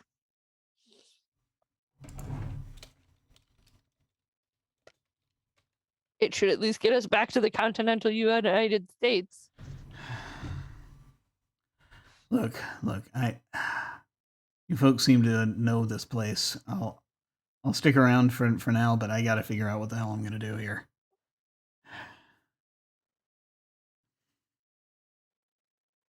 Okay. And so the question becomes: how are you planning to? Are you all taking the vehicle, or are you going to? Well, Or are you going here's to walk? Here's Lana's hesitation about going, like, being seen in the re-education district since she started a fraternity, basically started a gang war That's fair. between Lana the should wait in the car. yep. Yeah, I'll I mean, he just- will drive you to the to where your appointment is if you wish.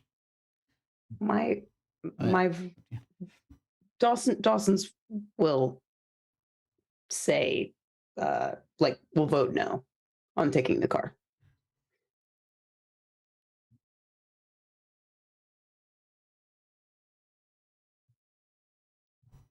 I think Dustin is going to agree with that one because, Mhm. I mean, having been here once before, doesn't want to like drag someone else.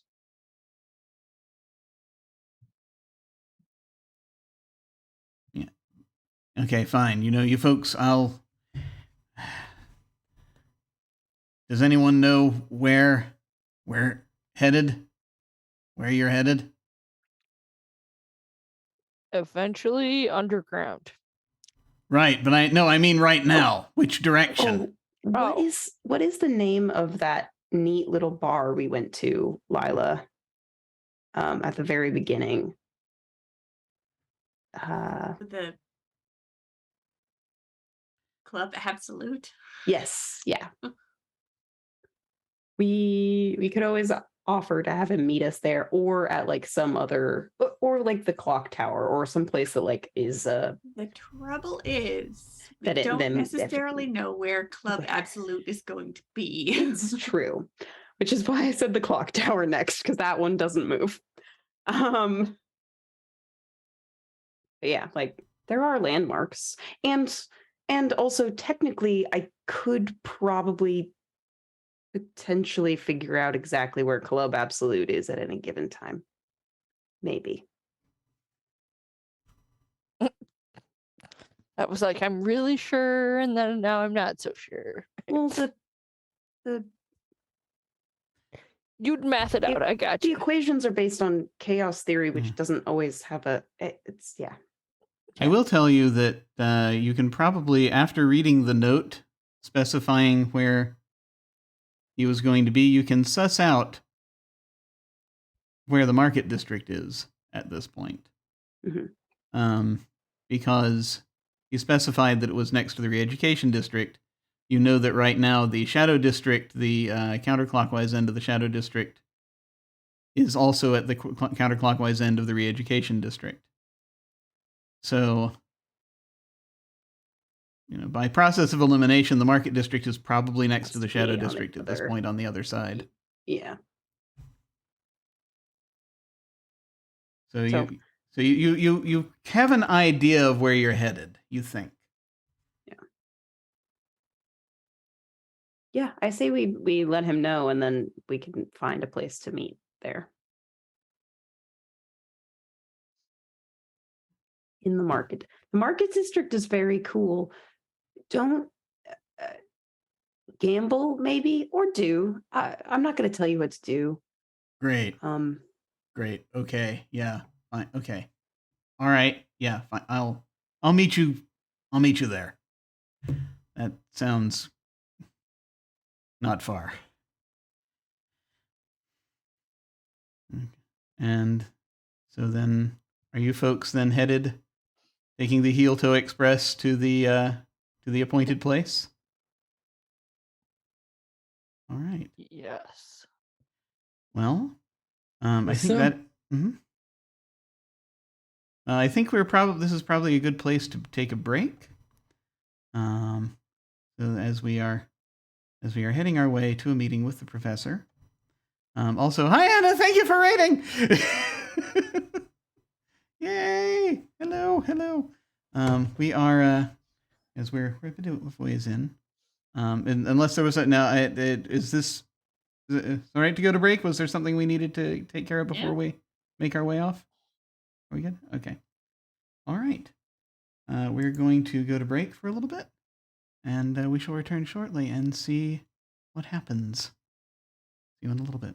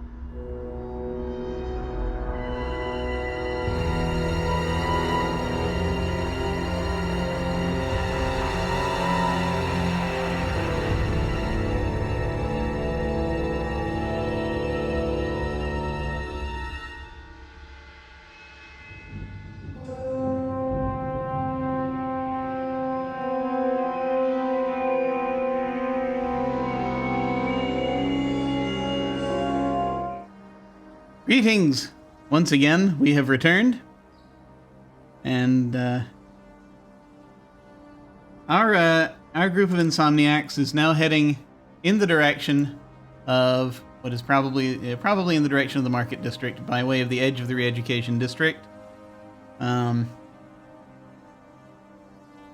have, it doesn't take long.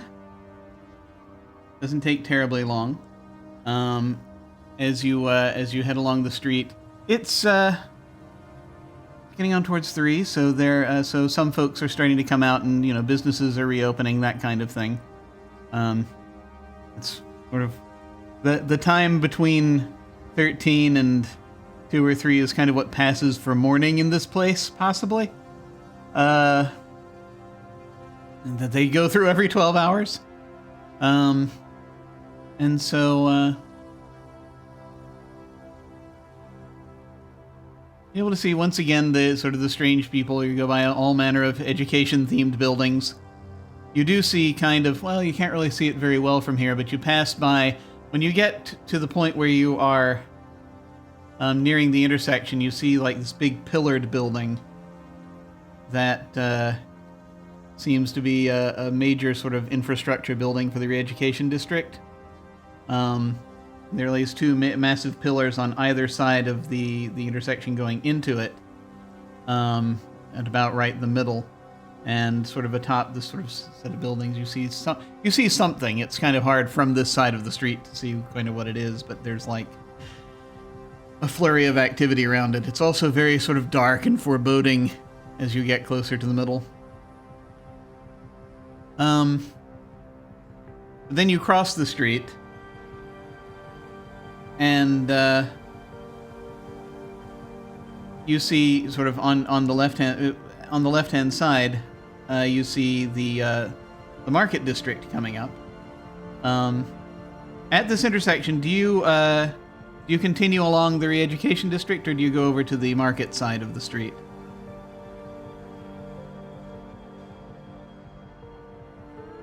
At this point, it's easier. The streets become cobblestone. The cars are slowing down. Up to everyone else. I don't know. Yeah. Dawson will just troop along. She's focused on getting where we need to go rather than how we get there. Dustin's just going to pretty much follow Dawson's lead. Okay.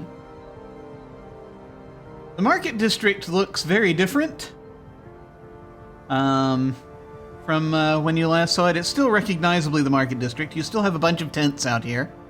You still have the Bazaar that is formed, and people. Not a lot. It's kind of thin right now, attendance at the Bazaar. At this hour. But you will see, lots of different businesses. The shooting range survived. It's that bar is still there, but the mechanical horse is not. It is no longer there. The person has picked up and moved on. As you'll kind of head further in, you'll see that you come through there. There's all manner of these different sort of carnival booths, things like that. There are booths and tents that are still open, but right now is kind of somewhat of a resting period where things don't really get started probably until closer to 5 or 6. But sort of as you go through, you will note that then the buildings kind of thin out. As you get toward the clockwise end of the district, it's kind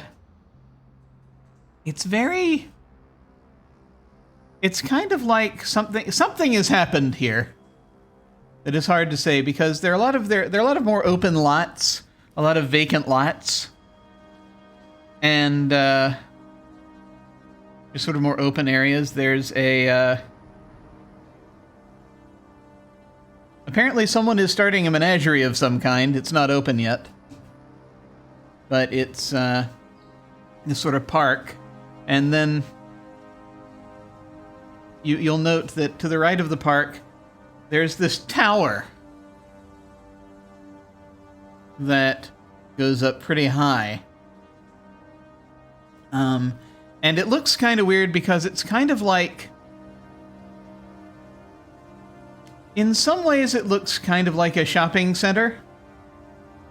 In that it's roughly that shape. Except when you look at it, it almost looks as though you took several different businesses, several individual buildings, and stacked them on top of each other. They're like doors at the front. That obviously, if you were to try to go through from inside, you would fall and hit the cobblestone. And this stacked up several stories. You're not sure what... You think around this place you saw like there was like a the neon sporting pawn shop or something around here? You don't know exactly what this is. It's a weird objet d'art type thing, I guess.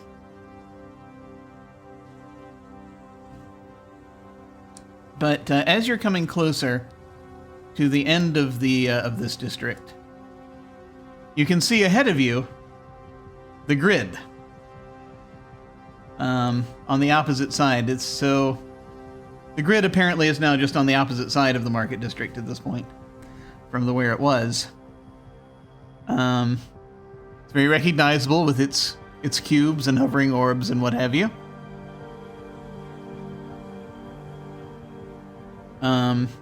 Actually, it looks very much like the, yes, actually, Dustin and Dawson in particular will recognize, it's like, oh yes, that's the end of the grid we were, that's where the elevator landed. And, but before that, there is...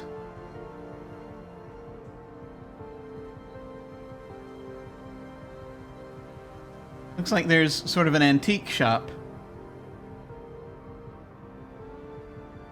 And parked in front of it, and you see, parked in front of it is what looks like a hansom cab.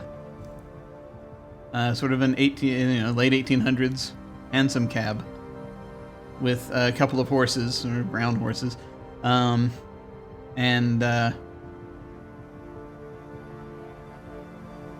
You'll see the person driving it appears to be like a teenager. He is dressed in the Dickensian fashion. And there are a handful of other kids hanging out here who are similarly, they look like they're part of the irregulars.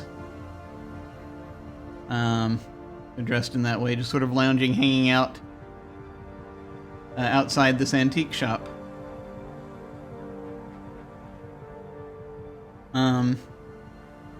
This antique shop wasn't the one we were at where we got stuck inside, right?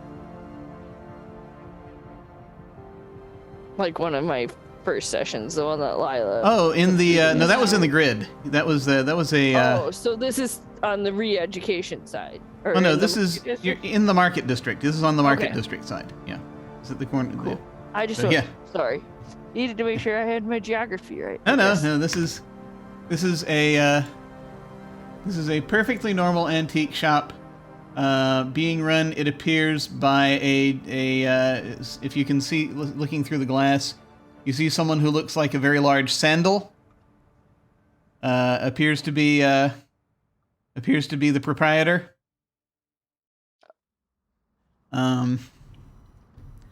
Sort of the sort of anthropomorphic sandal, sort of leather straps. Okay, so it is a bipedal sandal. Okay. It is a bipedal sandal, yes. Somehow. Single sandal, and yet it has 2 feet. And then you continue to describe, and then I wasn't sure if I was wildly off base, so I just didn't ask until you confirmed without asking. Yeah, that's fair. That's totally fair.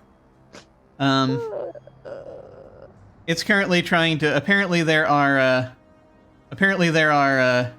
some of the younger irregulars look like they're running around and they're causing him trouble, causing her trouble. So she's trying to, like, kind of control them. Good luck with that, lady. And see, basically, I think, yeah, Dawson and Dustin, you see a couple of these kids are the ones that saw you down in the subway, and we're sort of following you. And one I sort will of wave to those ones. He just sort of turns and he leans into the cab, says something.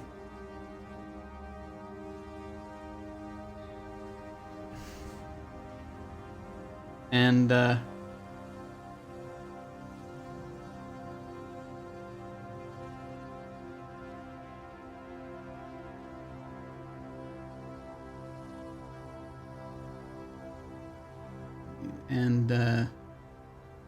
he will open the side of the cab door.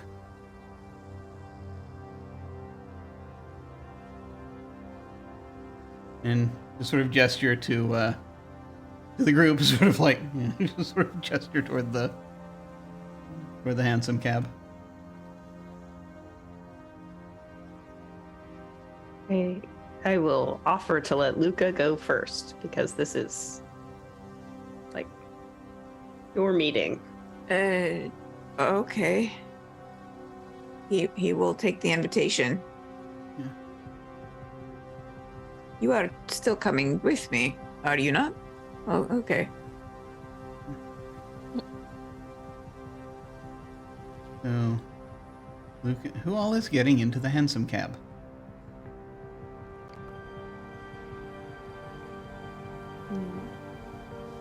Okay. It looks like all of us can fit. Not everybody. Is there? Everyone can fit if you wish. I just want to know if that's what's happening. Are we really gonna split the party in the second half? Of I don't know. We could. We could see what. It's up to you, folks.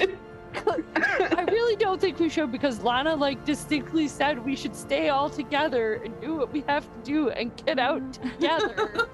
Bye, guys. I'm going to the media district. Just kidding. Lana would jump out and pull Lila in if that's the course of action that had to be taken. No. It's a stretch, handsome cat. It's a clown car handsome cab. It's big enough. You can fit everybody in somehow. Yeah.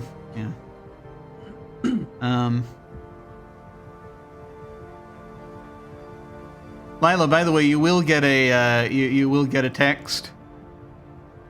With an image. Oh. With an image attachment. Okay. I don't know if you want to open it or not, but that's up to you. Sure. You open the image attachment. It's an image of it's actually it's you performing on stage, but you have never performed on that stage, and you're it's like you look like you're dressed to the nines. This is kind of it's a big stage. It's like it's looking like a Carnegie Hall affair type deal. It's not Carnegie Hall, but it's sort of, and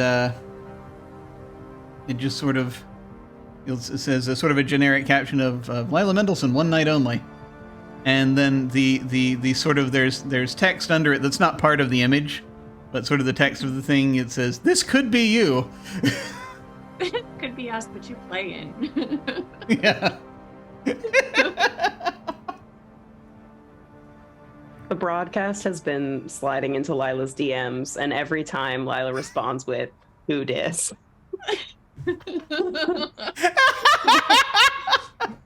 New phone. Who dis? Yeah. Because I can't be sure now. Sorry, man. She gave you the wrong number. Like, I know, right? You trying too hard.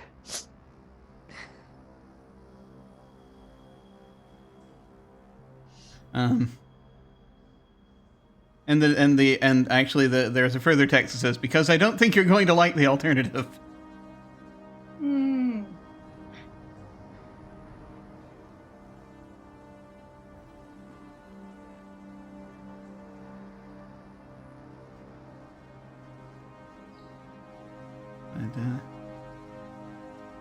You do anything with that, or do you just?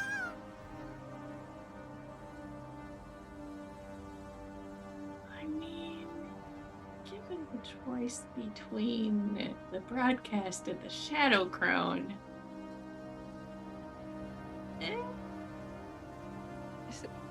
Isn't the answer preferably neither? I mean, yeah.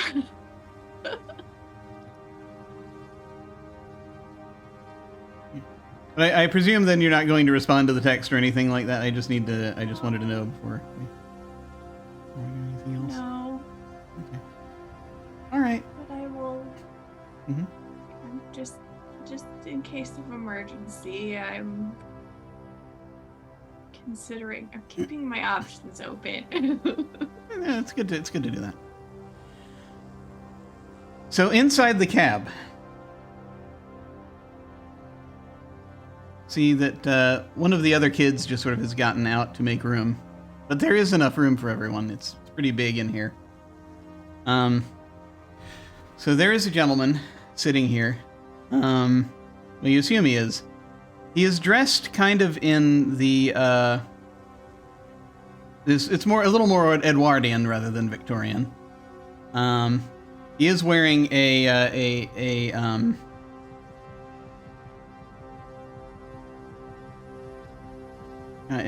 a nice suit with a sort of a wide tie. He is wearing a dark gray hood over his head with the eye holes cut out. Luca, this is not actually how he presented himself before. You saw his face. He wasn't wearing a hood before.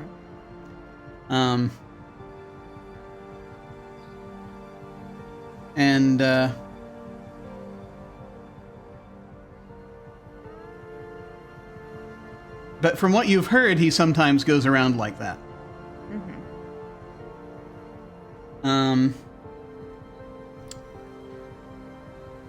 And he has actually,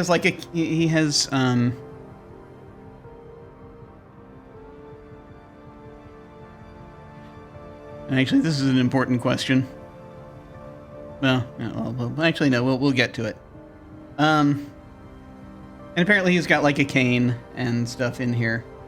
And he just sort of waves you in for a moment. He kind of. I need to know. Luca gets in first. What order are you getting into the cab? And actually, I don't need to know everyone specifically. I just need to know when Dawson gets into the cab. That's really what I need to know. I assume that every time Luca gets into a car, Dawson gets in either at the same time or immediately after, immediately before. So, Does this count as a car? Vehicle. It is a vehicle. Yeah. It has 4 wheels and goes vroom. Well, doesn't go vroom. It goes neigh. It goes neigh. Oh, Yeah. It's a horse-drawn well, carriage. still. I guess I missed that. Yeah.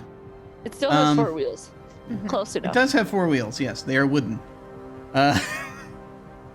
So, the moment Dawson just sort of hops in, you can see he sort of stiffens. Just a hair. Dawson is going to do her utmost to pretend that this is all cool and chill and nothing weird or exciting is happening. And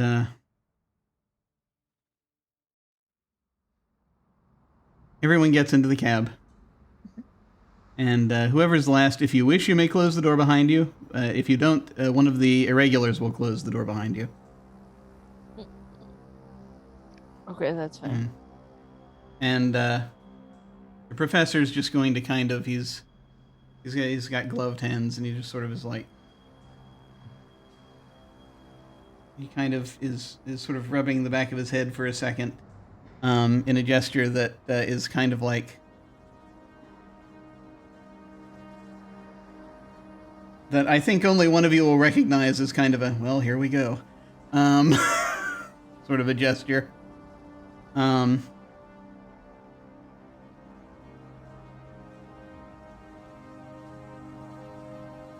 and he will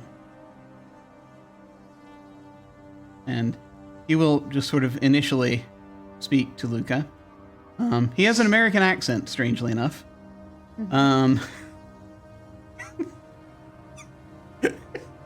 How strange. So strange. Yes. He says, let me know if I'm getting this wrong, by the way. But he will just sort of be like, Mr. Bascietti, thanks for meeting. See, I hope it is okay that I have brought company. We are traveling together, so No, I know. It's fine. How are you? I have been better. Today has been very long. I hope you are doing well, though. And he kind of says, you can tell his eyes just sort of keep straying over to Dawson for a moment, and but he's trying not to. He's for a second at first, and he's just sort of like. I can tell that he is looking at Dawson. A little bit, yeah. Okay. At first. Mm-hmm. He's like, it's been a day, hasn't it? This is Dawson. She is also wanting to speak to you about a few things. If you have some time, is this okay? He's quiet for a moment.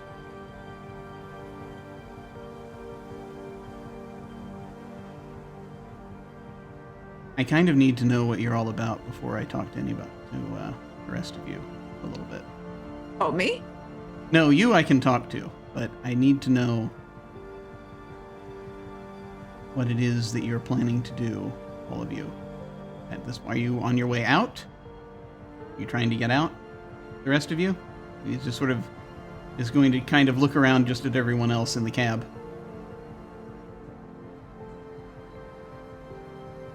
Yes. Or I am.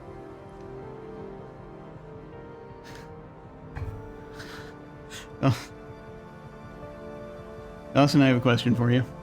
Huh? A kind of important question for you. On the timeline, when was your legal trouble? Probably like 3-ish years ago. Okay.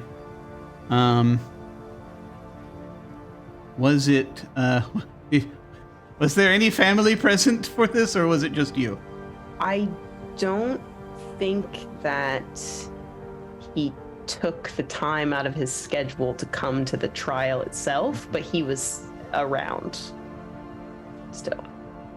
I'm trying to figure out whether he would recognize Lana or not. Is kind of really the question. Yeah. Okay. He kind of does a double take for a moment when Lana speaks, and he's like, I mean, it's presumable that maybe he heard her voice. Potentially, yeah. Yeah, it's possible. Kind of does a double take. He says, I'm sorry.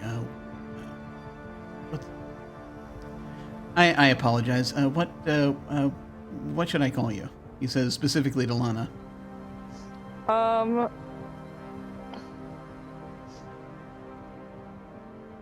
Lana is going to respond Lana and say she knows Dawson.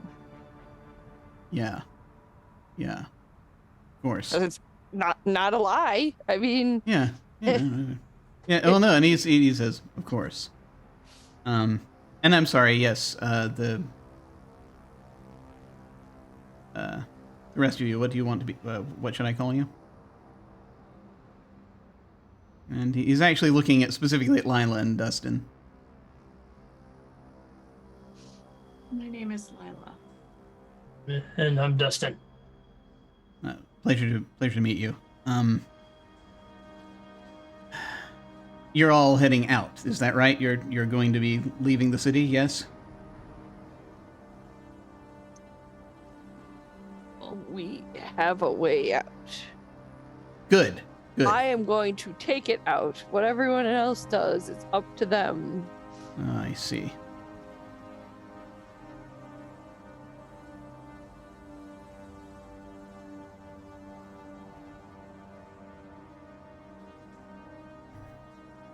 He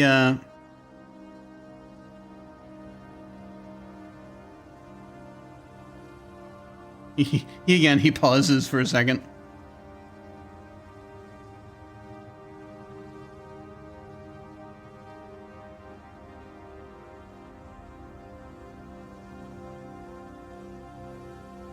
And he'll turn back to Luca.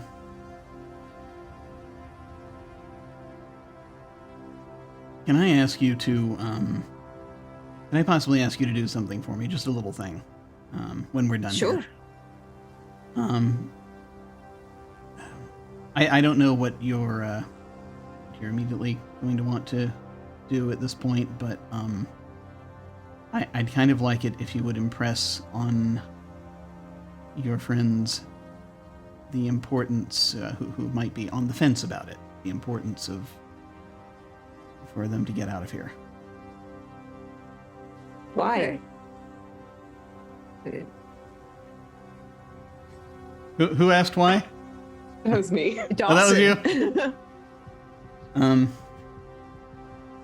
He just sort of turns for a moment and he says, "You shouldn't be here." Is there something that we don't know going on? It's kind of a broad topic, isn't it? And you hear him start, and this is normally would be the start of kind of one of the weird little logic games that you the two of you would sometimes play from time to time. That he always found amusing, at least. I think immediately just like, well, teeth gnashy there. Is there?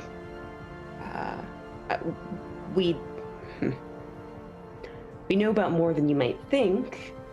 We know that there's trouble brewing, but is there something particularly dangerous that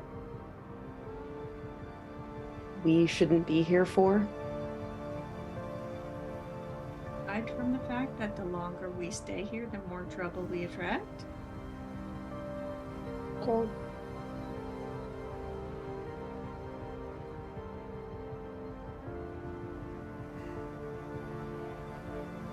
He hangs his head for a moment, and in that instant, even though, he's masked, he looks very tired in that instant.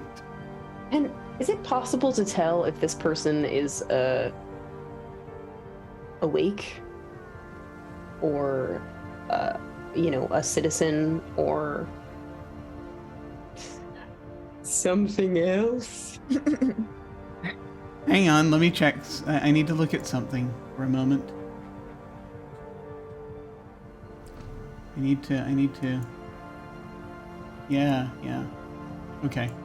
This person, if you haven't figured it out yet, I'm pretty sure this is my dad. This random guy. This random guy. Odd dude. Really? Who could this possibly be? Leaving us ominous messages through Luca. I Had nothing to do with it. Most of us know. Dawson, if you would like to figure this out, it is going to be a pain of 6.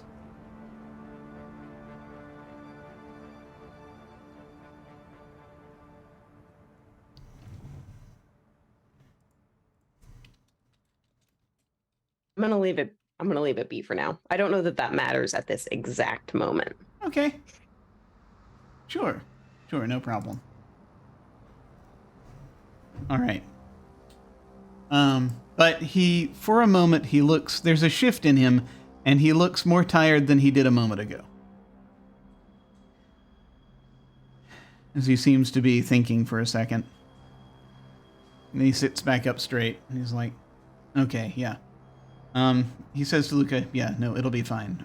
We can talk after, he says to Dawson, sorry. Yeah, got me. He says to Dawson, we can talk after.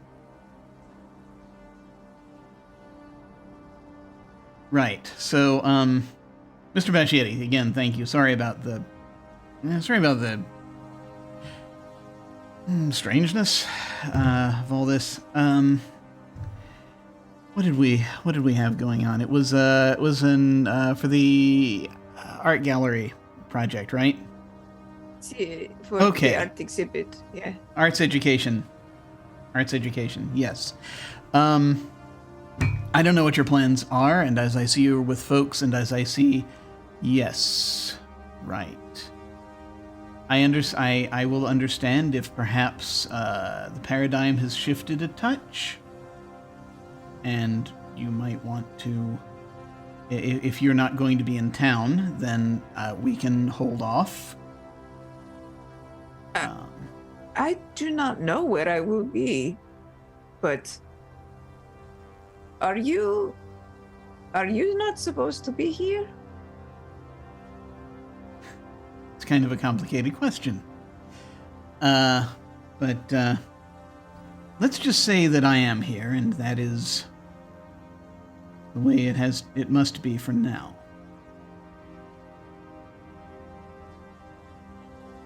It's difficult to there's a lot going on.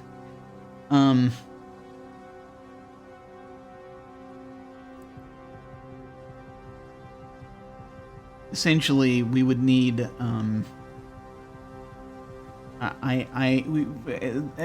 at base I was looking for a few pieces that would help with the arts ed teachers, essentially, to try to we're trying to find a place for some of the kids in there need something to help focus them. Mm-hmm. And if they are working on art projects, then that is just essentially another way for them to sort of channel some of their difficulties. Are you looking for an exhibit, or are you looking for a teacher? An exhibit initially. This is what I was thinking, because something to kind of help set a kind of an example, give them an idea. Some of them, I'll be frank with you, and I suspect you'll be able to have a better grasp of what I'm talking about now than maybe when we last spoke about this. There was a kind. Some of them don't remember what things were like in the city slumbering. And so they don't have a base to work off of quite so much. And I just thought you're a very good artist. I thought you'd be good at providing something of a base of examples if you want. Who are these people who do not remember living in the city that they live in? When we got this invitation, there were two people who were saying that you had plans for changes to the city. Oh, plans for... What are these changes that you are putting in place? Who are these people who do not know where they are? I'm not making changes to the city, you need to understand, not directly. I can't. I'm not that kind of player. I'm working on a predictive algorithm. This would be probably version 3, to sort some things out. There's a hell of a balance that has to be maintained, and I'm hoping to be able to kind of get that there. There have been some problems recently, as you might have noticed. The Crone, for some reason, is deciding to kind of run rampant lately.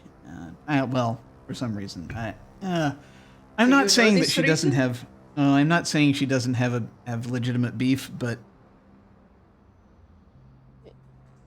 I suspect from what some of the Lit Ed folks are telling me, she used to be the nightmare. And she hasn't been for a very long time. So, from what I've heard, every few centuries or so, she kind of gets the bug and does something like what she did recently with the moving things around. I don't know if the subway is hers or not, but there were a lot of changes that happened. Yeah, so that there's a lot more, there's the whole chat. Around the same time, I think you came here not too long before I did, I think. And so, yeah, there hadn't been a Shadow District prior to the time when we roughly came in. And so she's doing things to expand our borders. And so that sometimes when the bigger players fight each other, a lot of this has happened, and a lot of people can get crushed in the middle. So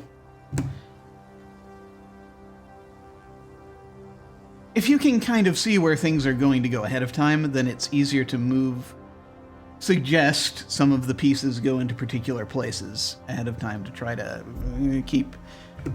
minimize the damage.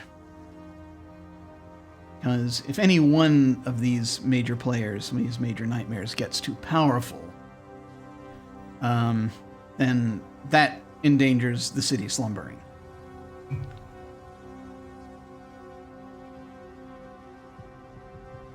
So this algorithm that you are working on, then it is to minimize the damage to the city. It is to protect people. That's the idea, yeah. At least that's the plan. If they listen. We may have some useful information that we found out just a little bit ago. If you want it. About who I can only presume is the Shadow Crone. Okay. She is upset and feels like she has been knocked down a few pegs, and she's exacting her revenge. I don't know if you're aware of the river that has sprung up through the Garden District and into the Wax King's kingdom. Yes. There was a chance, there was a significant chance, there was almost 50-50 that it was going to mess up the Necropolis as well. But thankfully, they figured out ahead of time what they can do, and I gotta talk to the Mortician again. Because I think there's... Yeah, but I think he was sharp enough to work it out, or something. Lana holds up her wrist to the professor and goes, "Oh. The Wax King is our way out. He sent us to figure out what was going on with the river, or what was causing the river." Yeah, that's probably was your safest option. Also, the Crone made us tell her who sent her, or sent us. Okay, yeah, that's... And I technically didn't break the contract, and we kind of had to get out of there. Yeah, you may want to let him know. You're gonna have to complete it. You're gonna have to finish that You're gonna have to finish that. Are you all bound by this contract, or is it just you? No, we are not all bound by the contract. It is just the one. Okay. But our contract is gonna get us out. Okay, good. Okay, good. All right, fine. That's good. It will at the very least get you out. No, let me ask. Go ahead. It will get us a door that presumably anyone who follows after me can also get out of. Okay, great. No, that's good. That's wonderful. All right. Professor Rrok, did you say that your algorithm did not predict the water, the river? There was something that was going... Well, I knew she was going to do something. It was going to be something. It's not that specific, but she was going to grab a major chunk. It felt like she was going to grab a major chunk of something from one of the cities slumbering. She did. Yeah. She grabbed part of Portland. You knew this ahead of time?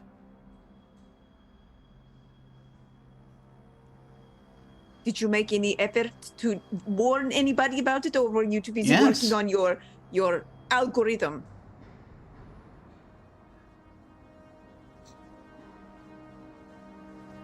Yes, I did try to warn people. In particular, I was trying to work... I did try to warn people. This is...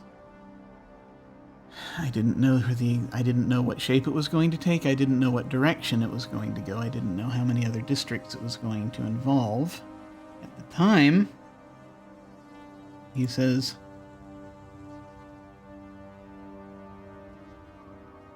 it was going to be either, it seemed to me the ones it was going to affect most was going to be either the grid or the garden district. Possibly the financial district, though that one was less likely. And so I did send some people to try to talk to the garden district. The folks in the garden district, they have their own internal power. Yeah, they going. They have a lot going on, and some of the irregulars kind of have a bit of a beef with the veggie mob. But as far as the grid goes, no, they were going to stay in place. So they weren't going to get affected one way or the other. I also do not know how much one can trust the grid intelligence. Not very much, No, I would say not very much.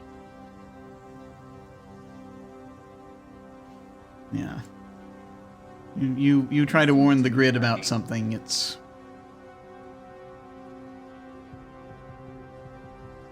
hard to say what it's going to do. You're giving us a warning to leave. Why don't you leave?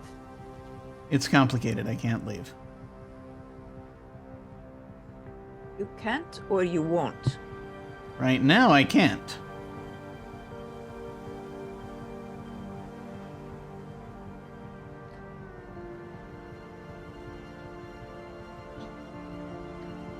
Look, What is preventing you from leaving?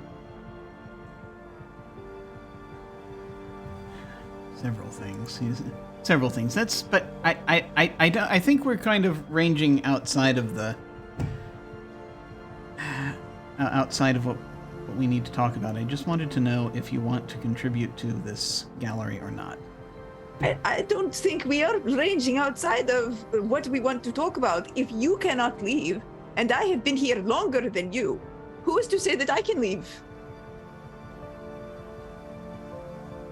Why can you not leave? What is keeping you here? Well, are you currently bound to anyone? To any of the nightmares? Are you under a contract of some kind? No contract, but is... Okay. Then you don't have that. You are bound by a contract? I've got commitments. I'll put it that way. And unfortunately, I am... the nature of one of those is such that I can't... I cannot leave. I mean, I am a lawyer. Could we try to get you out of your contract and get you out of here? How are you still running around here? How have the pinheads not grabbed you yet? Given how I feel right now, it probably was sheer dumb luck. That's possible. She ran into me, and I make things come. Not really, but for them. Yeah. Oh, okay. Sure, we'll go with that story. So, yeah, no, basically, so I try to... I am not a major player. I chisel away at what I can.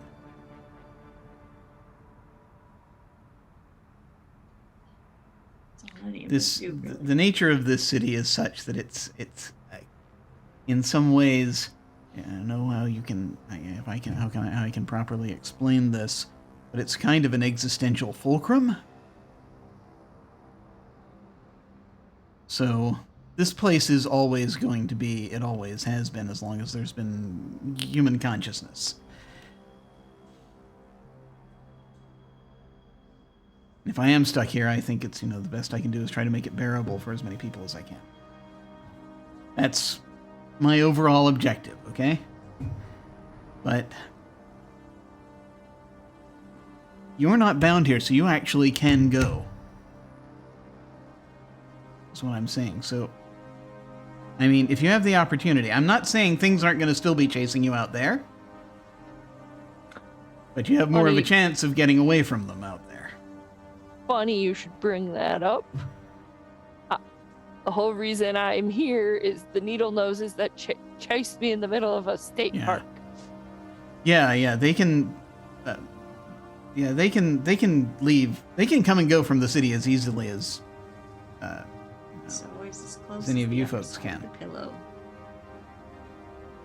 I never want to sleep again. The major players tend not to. It's rare. It has happened. It's how District 13 happened.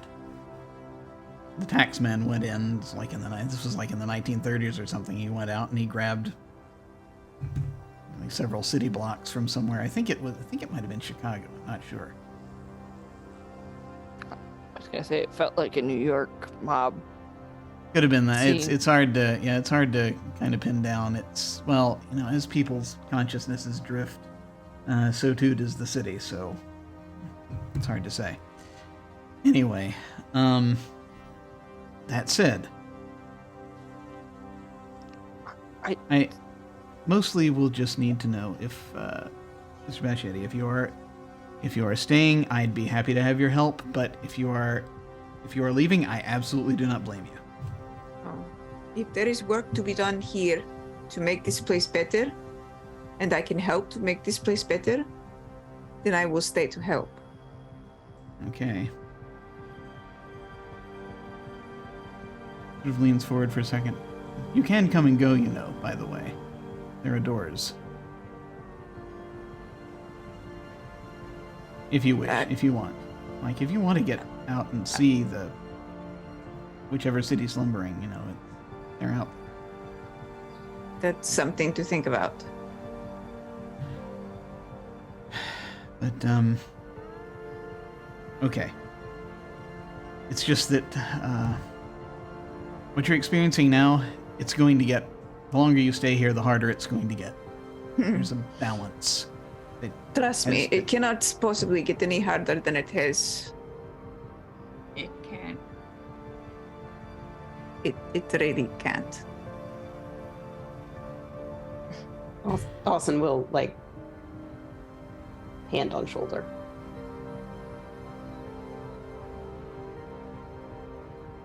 Luca, I understand.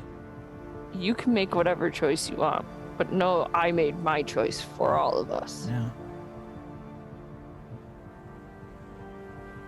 And I get the feeling there are some things you'd have to adjust to if you went back to the city slumbering, and I'm willing to help as much as I can with that, if that is your choice to come go home. I appreciate that, but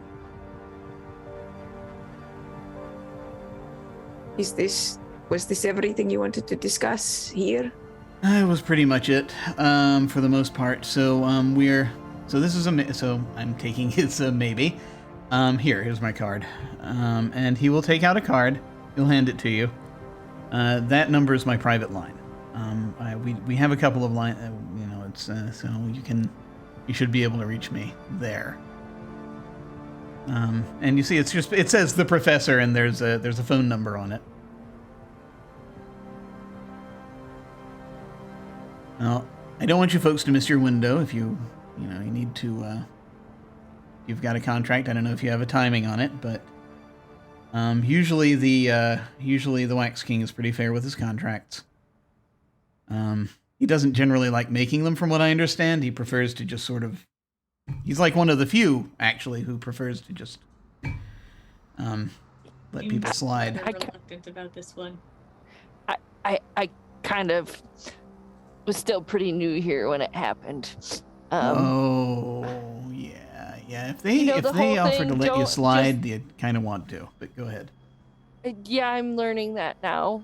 But also, years of law training will make you get a contract in writing.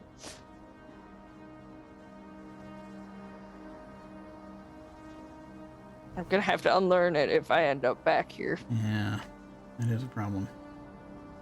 Okay. Thinking for me, you want to be prepared to end up back here. I'm not gonna try to beat your record for the number of times in the Mad City, Lila. You can have that I title. don't recommend it. I'm just saying it could be Hmm. hard to avoid. We have, by the way, I utterly neglected, but we will go ahead and have this happen.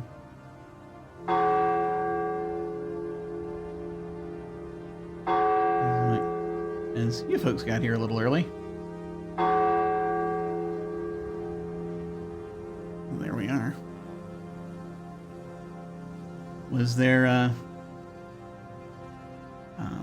I need to talk to you, he says, sort of gesturing to Dawson. Is there, is there any other questions or anything else anyone needed to ask before we conclude? Is there anything specific that we can do from the other side to help or to be ready to help in the event that we return? My understanding is that there are networks, even of people on the other side, who have been working things out. Nightmares, even some nightmares, possibly. It depends. They,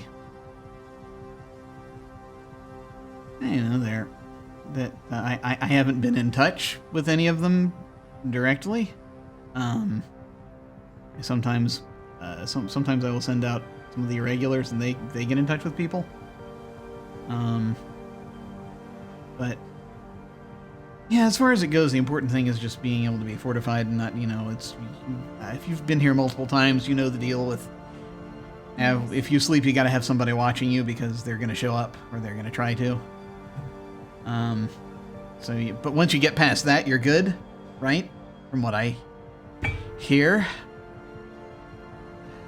As far as I understand it, yes. Okay, all right. And I might have some connections. Well, that's good.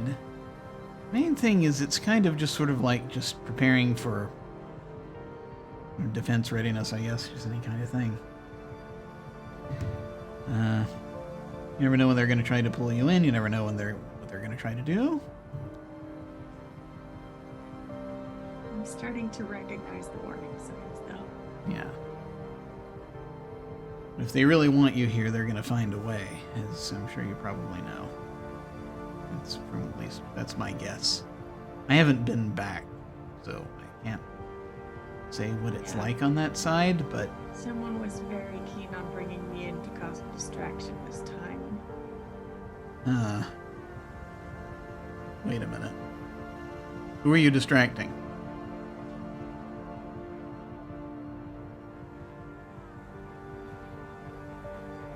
I think I was supposed to distract the Wax King.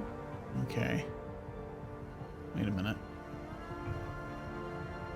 You know who brought you here?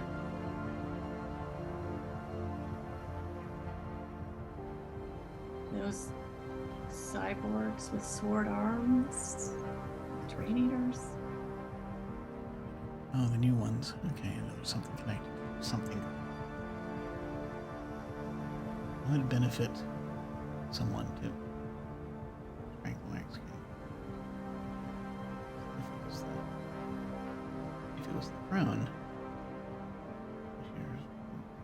Interesting. Okay. All right.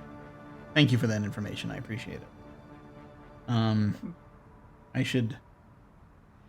And he will sort of fish in his pocket. He's like, in case it happens to you again, and I suspect it might. He's going to fold kind of a, sort of a couple of sort of a little, just sort of hands you a folded piece of paper. As currency for It's if you. important. Yeah. Mhm. I've also apparently made a nemesis of Officer Tuck. Yeah. Well, you don't aim low, do you? No.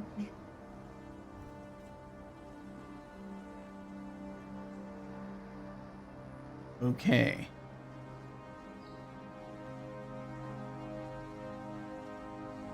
We should probably wrap this up soon.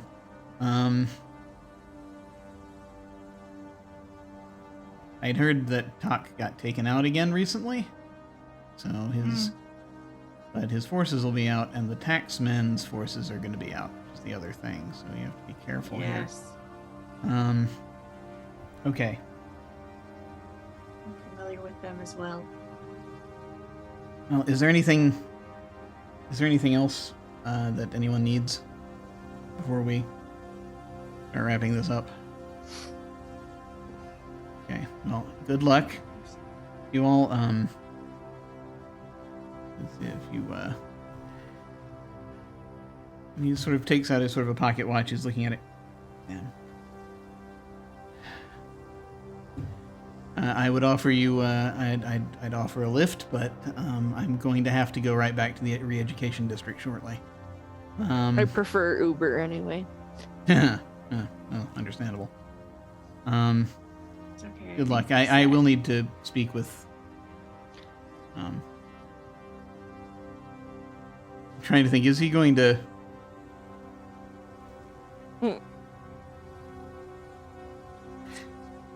He says, "I will need to speak with Miss Dawson." For a moment. I think there's a moment that Lana locks eyes with Dawson and makes a like, I don't know if she can get to Dawson's shoulder or just a like, wants to give like a reassuring pat somewhere. Like, we'll be outside. Like, you got this, kid. Even though I don't think Lana's that much older than Dawson, but Dawson is doing her absolute best to look disaffected by all of this, so sure. Is this okay with you, Dawson? Yeah, I think I have a book to return, at least. My God. Doesn't believe that. Still gonna leave her be.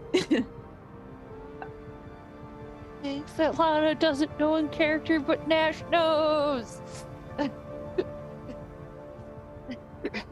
hate this so much.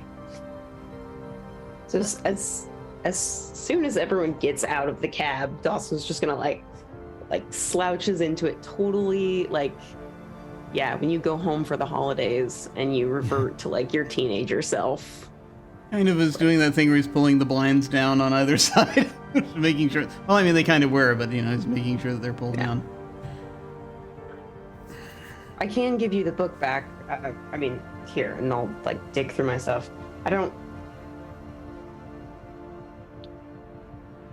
It helped with my calculations, but I don't think I need it so much anymore. Seems like you could use it.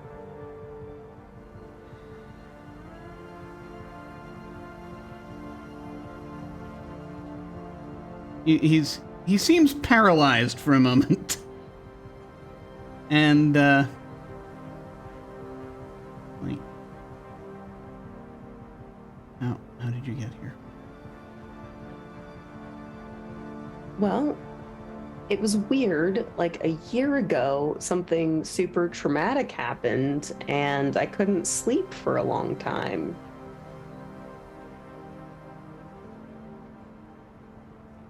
And then I found all these strange arcane notes, and they made a lot of sense. And so I did what I'm supposed to do and followed them to a logical conclusion. And unfortunately, that logical conclusion was no sleeping.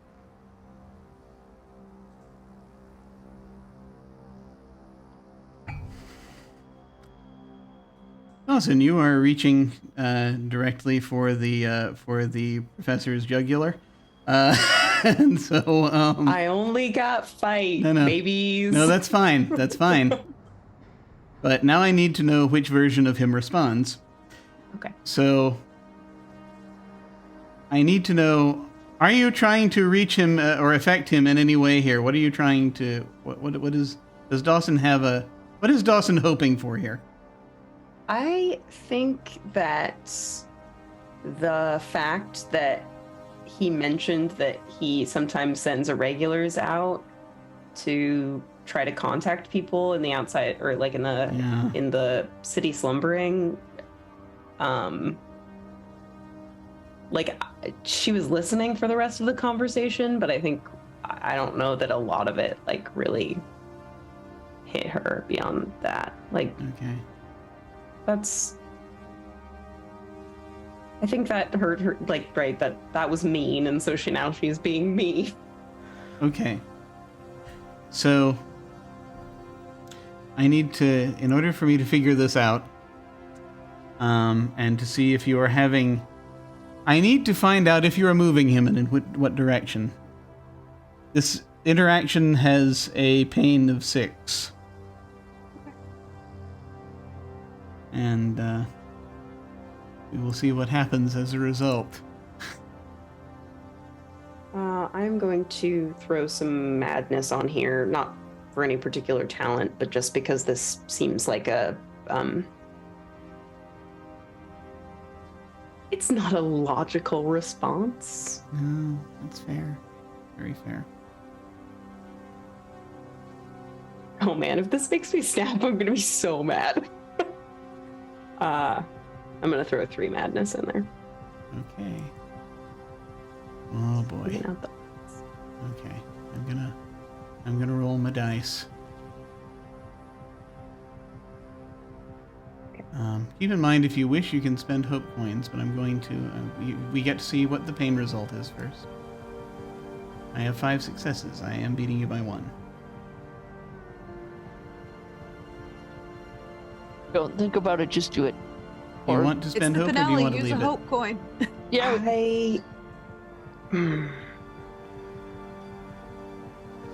But it's so narratively interesting if I don't. I want there to be a happy ending, but it's up to you. If I spend a hope coin, do I just choose a success place that it goes into, or how does that work? Well, no, it just adds to your successes. Essentially Okay, flat. cool. It doesn't affect any of the pools. Any of the pools. Okay. And do challenging matches win, right? Yes. You Okay. you would win if So you only spend 1. I will It spend would be just 1. barely, essentially. Yeah, I will spend 1, and yeah, I'll have it be like an even win. Okay. Feel free to grab one of the hope coins out of there and drag it out. Mm-hmm. And it looks like exhaustion is dominating, Yeah, that makes sense. which is probably very tiring for you. The way this is happening, exhaustion is dominating the situation. Oh. Is it not letting you grab it? It is. I'm just.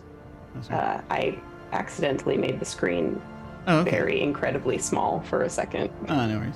Sometimes the screen shrinks. So please increase your exhaustion by 1 if you have not already. Yes. Yep. And so the professor is going to just kind of lean back for a moment.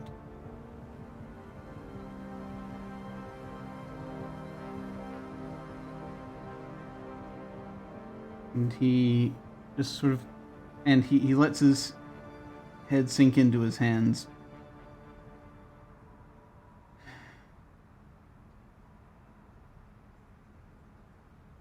I'm sorry.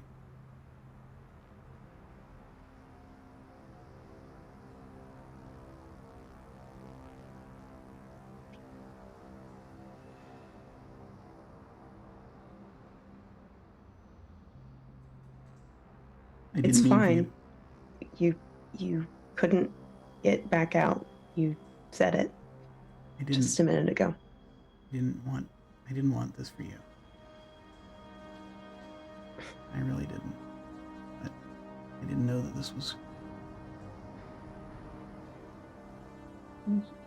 You didn't want me to solve. Well, I haven't fully solved it yet, but it's like almost done. You didn't want me to come to the most interesting place I've ever been. Most You interesting. didn't want me to... What, did you think I wasn't going to be able to handle it, or... No, it's not that. Problem is that you can. He pulls the hood off. He looks very tired. He looks a bit ragged. He does not look any older.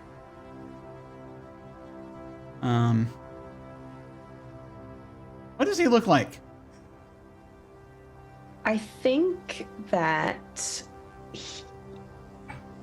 Dawson and her father have like a passing resemblance. Like, they have, you know, something about the facial structure. Maybe they have the same like coloring a little bit, but like, whereas, like he was always just like a much more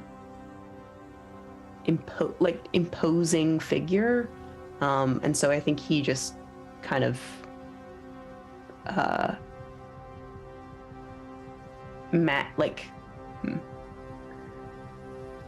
whereas the way that Dawson looks kind of made her seem sort of mousy and small.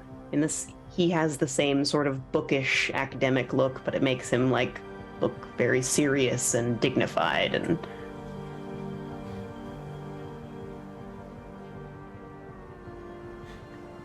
so he will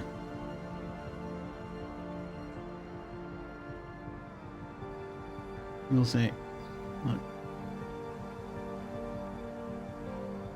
this place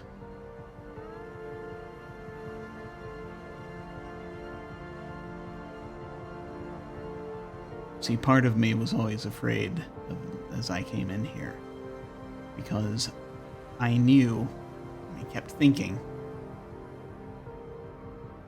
how much this sort of place would captivate you.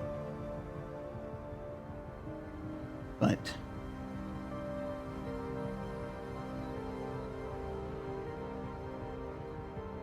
the longer you stay here, the more on a knife's edge you are. You don't know what this place can turn you into.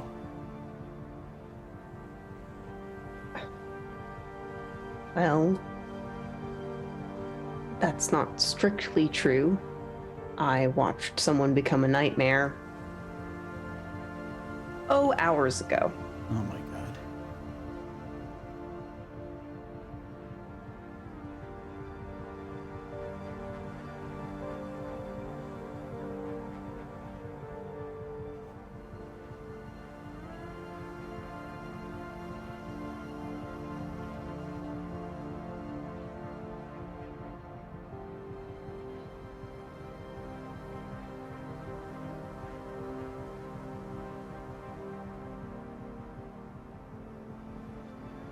It can be a slippery slope.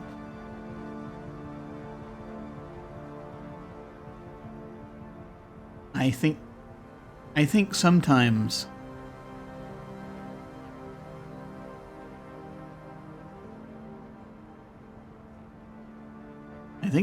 I'm a nightmare.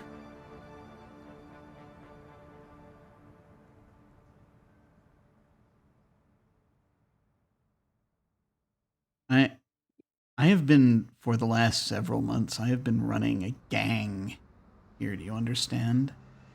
There are things you have to do, and things you have to arrange that are not good.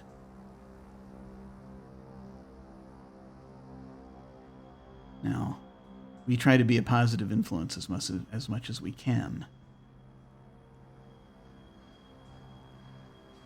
But I had to set myself up as this figure to try to be able to make some kind of a difference.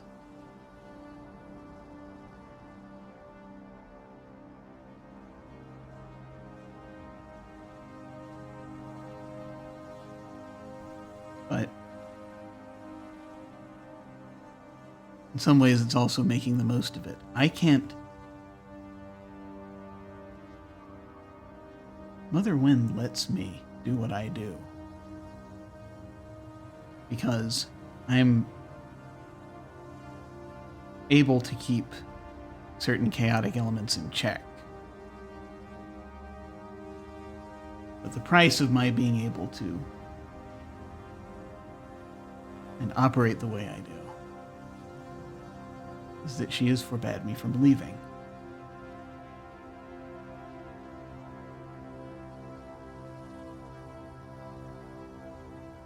I had no idea this was...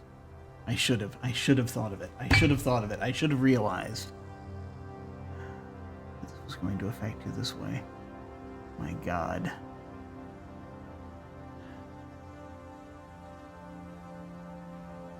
I just wanted you to have a life.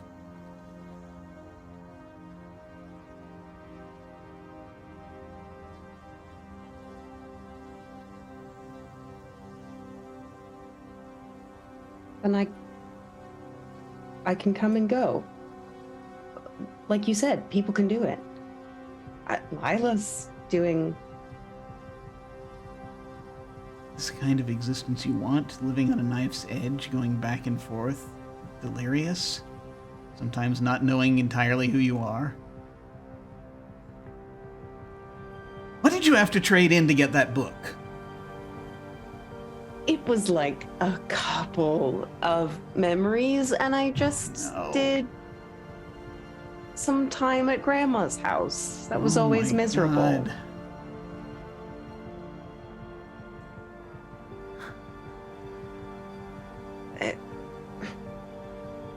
I calculated very precisely Never mind. That's not important. No, I know. No, I know. I know.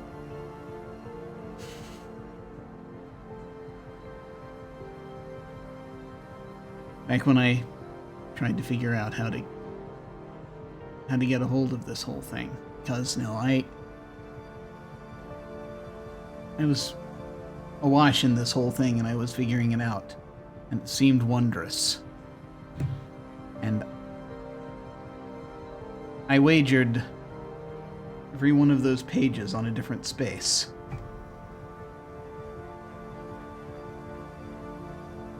To try to get a better lock on things.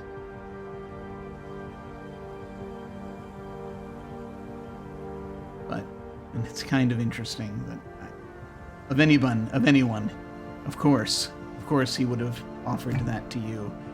Like attracts like. Yeah. If you... Oh my God.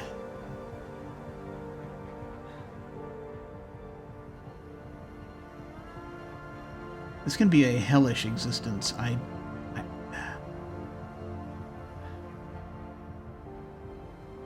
Would it not be just far easier for you to go back, just get some sleep?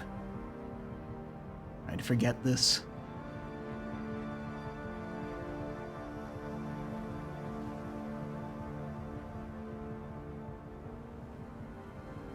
No.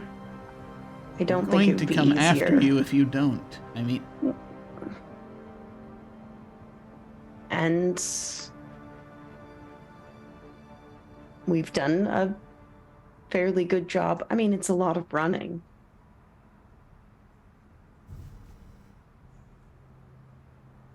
You can't run your whole life.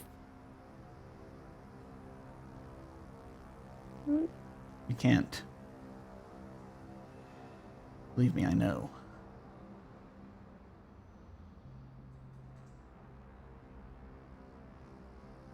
Yeah.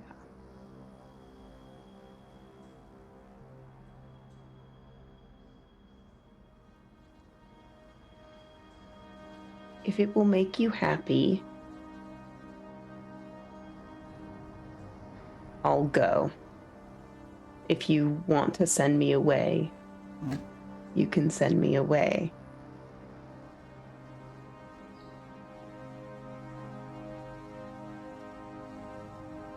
But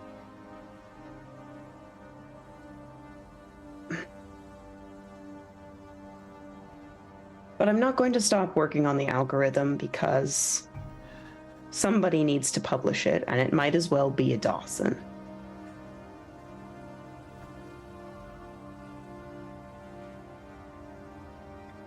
Oh my god, I think I know this is going to sound arrogant as hell, but I think I did too good a job with you. Well.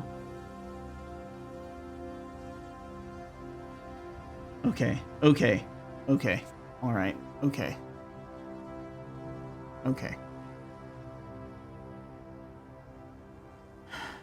I'm not going to tell you what to do. I think I've probably lost the right to do that. I'm dead, right?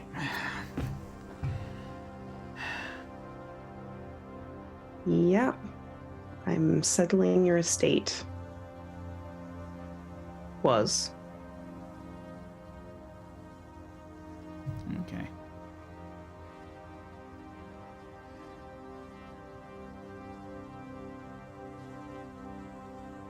I'd like to find a way back, but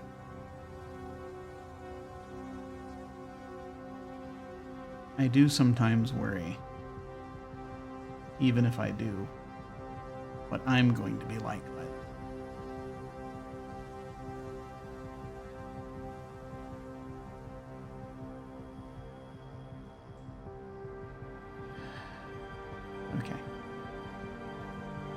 Okay. Keep the book. She'll put it back in her bag immediately.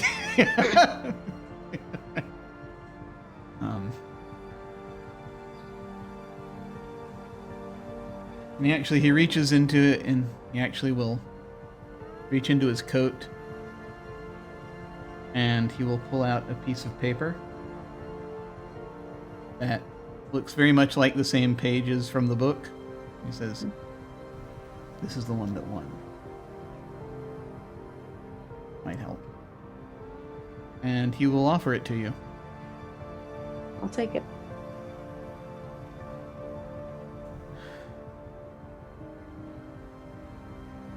Hell of a reunion.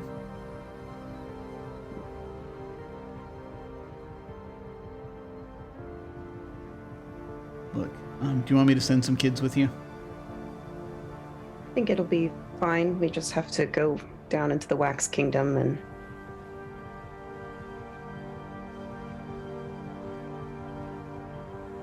Yeah. He's... I sometimes I think he's like me. Wax King, in a way, he kind of goes back and forth.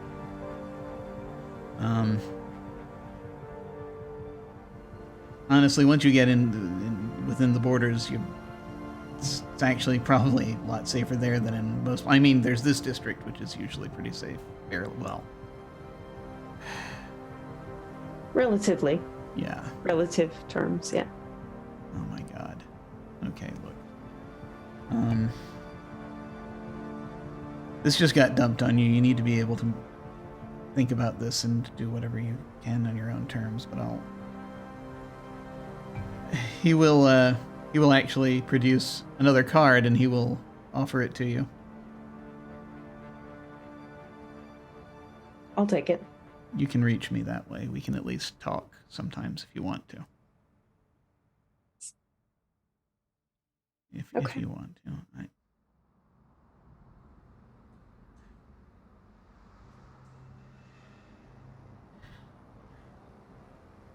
I screwed up, Ava. But I'm trying to fix it.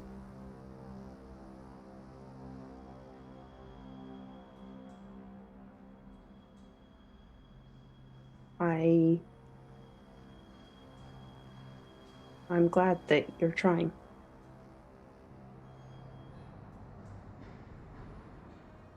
I'll try to.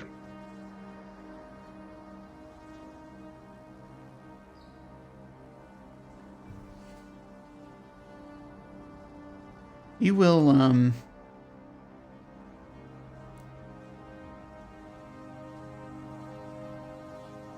you will kind of move but not awkwardly, because, you know how to read each other's body language. He will kind of sort of indicate toward movement that he might be wanting to try to take your hand if you're willing. Yeah, I don't like. It'd be so. That's so too far on the mean scale. I won't like. Yeah. No. No. I will. Yeah, I'll let him take my hand and I'll kind of squeeze it a little bit.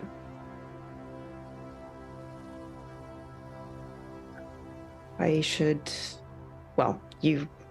should get going, and we, like you said, should probably get out of here sooner rather than later.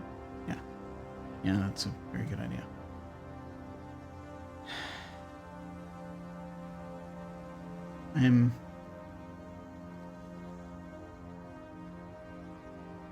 In spite of everything,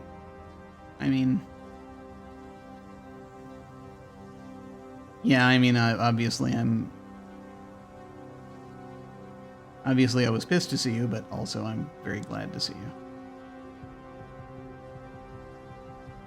Likewise, I guess I'm not mad that you're not, dead.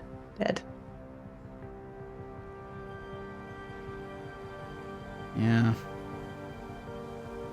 I had some weird conversations with Mortician about that, but anyway. Yeah. Please take care of yourself. Please. You too.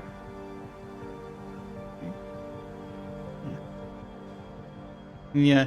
He kind of will for a second, though, sort of wryly.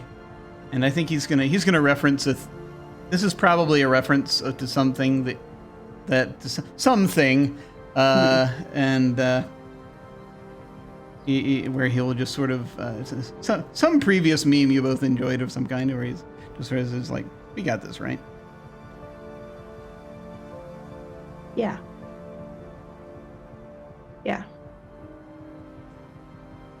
I got it.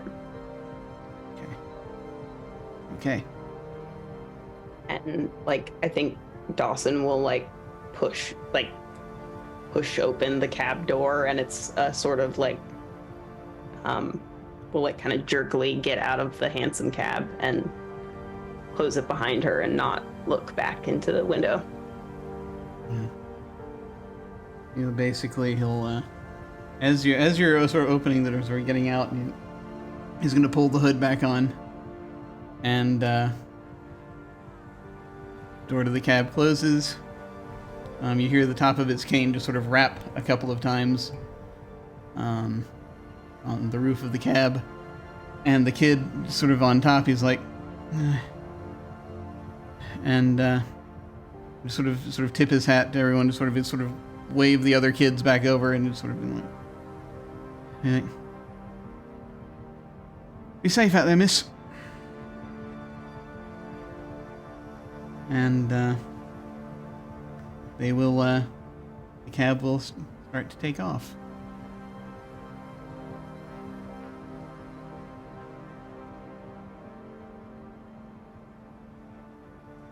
You okay? Yeah. Let's go find a subway grate. Or whatever. So you will see that, by the way, a vehicle. You will see Reg's car kind of is pulling in the opposite side of the street. Lana will go over yeah. to him since she invited him to potentially come with us. And she'll go to the passenger side, and if he rolls down the window, stick her head in and see what's going on. Yeah. So he will say,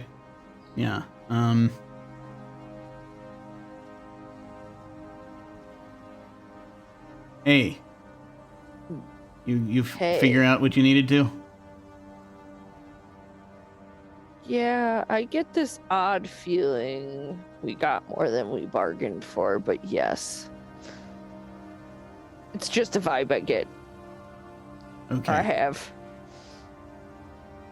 Are I you think- coming with? No, I think I'm going to. I need to dig in. Something's got to do. Somebody's got to do something about. Yeah.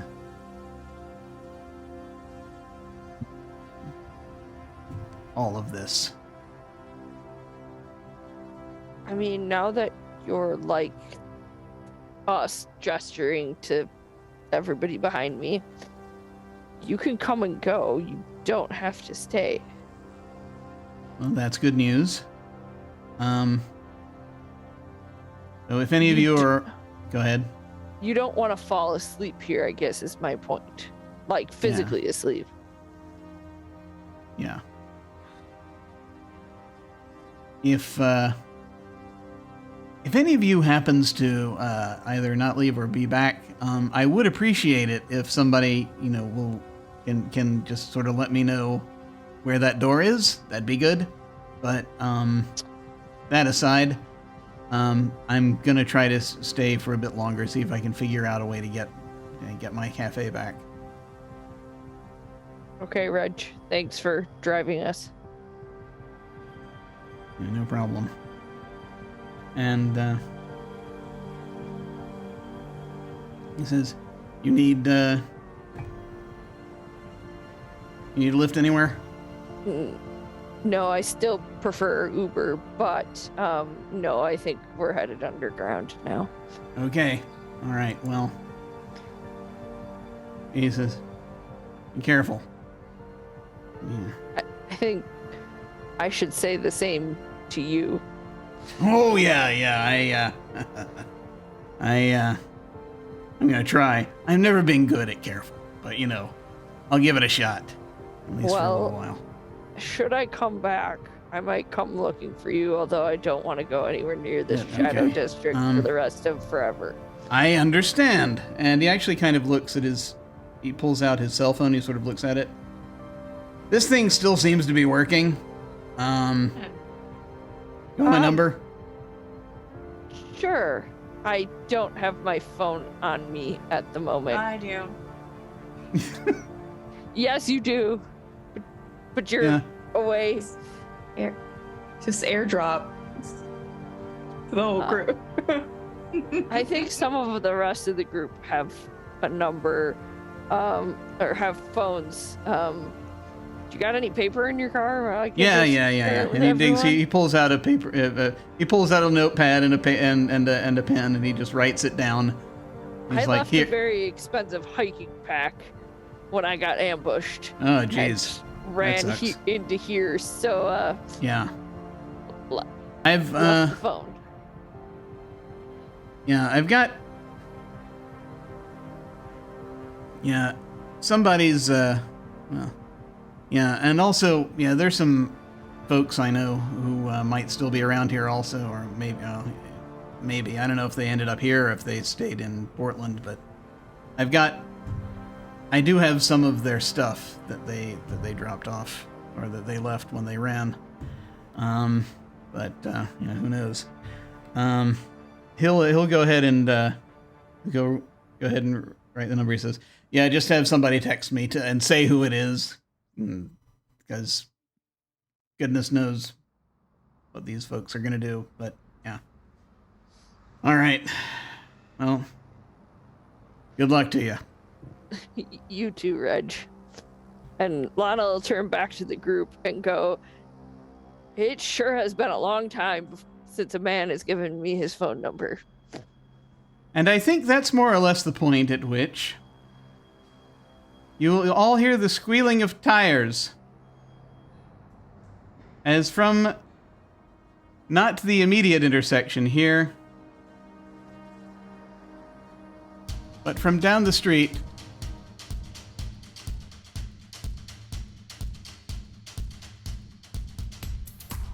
you see a bus.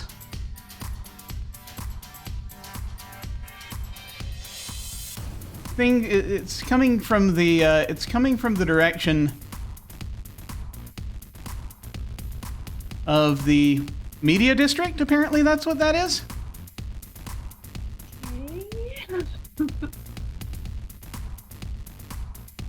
Are they playing catchy music from said bus? No. This is... Okay. This bus Because that's coming where my in- head went. is apparently was... we don't know, but it just sort of just jutted out into traffic and came around. And so it came from a few streets down, so not from this direct intersection. But it appears to be barreling forward. It looks like an old-style kind of charter bus. Sort of like the pre-Greyhound type deal. And it has... it has a sort of marking across the top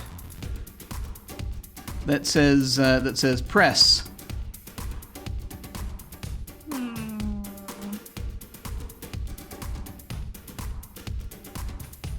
I don't know if, but it's screeching. Seems to be. It's not completely out of control. It's not out of control, but it is bearing down on all of you rather quickly. Behind the wheel, I will see, the closer this thing gets, you see behind the wheel, it looks like someone wearing a driver's cap.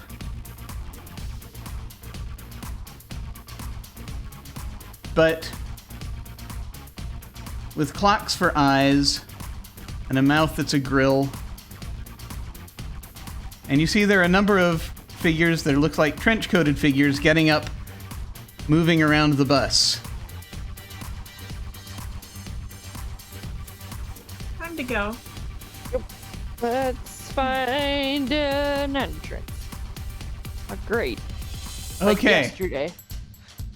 So, from where you are, across over at the re-education district, there might be a there's a subway entrance you can kind of see from here, like a block down.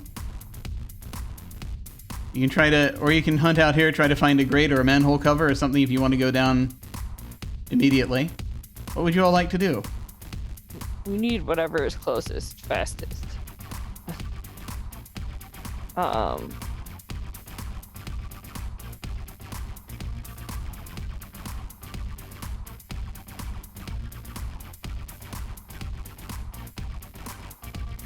Yeah, I'm already looking around for grades. Yeah. Okay.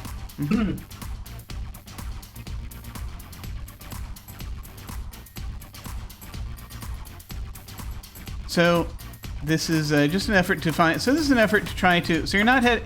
So I'm just to check here. So you're not heading in the direction of the subway so much. You're looking for something closer. Is that right? How close is the subway? It is about a block down. You'd have to run about a block to get to it. Well, in that case, that's probably close enough. Yeah. I think it might be one of those cases of running towards the subway, but still looking to see if there's something closer just in case. Yeah. Okay. All right. So. Yeah, it's just like a block down inside the re-education district. You're going to note that that sort of, so there's this sort of immediate road. It's sort of, you're like a block in, this is one block in kind of deal. So you're running down this side in sort of a re-education district side street as you're going to run in that direction. But you're trying to get to this thing before this bus mows you over. And so the pain of this bus. Let me find my my things here. Here we go.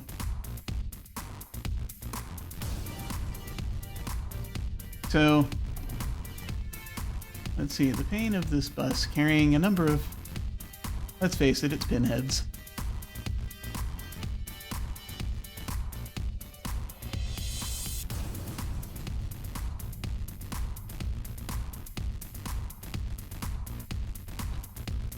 Pain is going to be about 6. Who's leading this effort?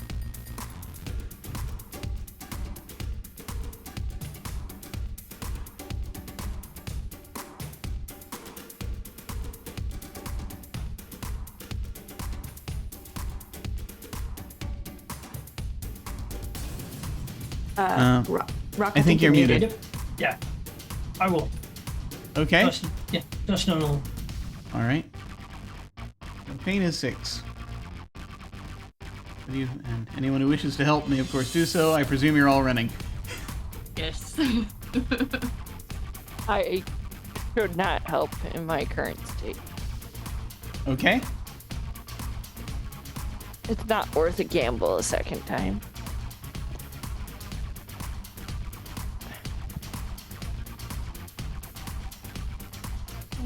Assist. Who's leading? I am. Dustin.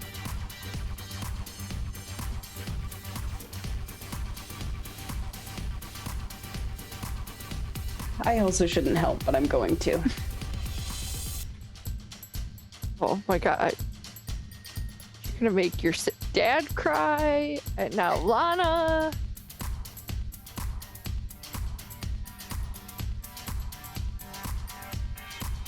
Whew. Let's see. So you've got right now 1, 2, 3, 4. 4 successes. I shall roll. I have no successes. These are all 5s and 4s that I've rolled. Dear God. No. Yeah. Exhaustion is dominating. It is. Apparently. Because if you look and if we look at what Rrok has rolled, Yeah. Rrok is leading. Hi, Lindy. Hi. We're nearly at the end. So Dustin is in Dustin's pool because discipline he has 2 6s and a 2. In exhaustion he has 2 6s and a 5. Woof. Okay. So this means everyone but Lana will be taking an exhaustion. It's fine. I just had that shot of espresso with vermouth.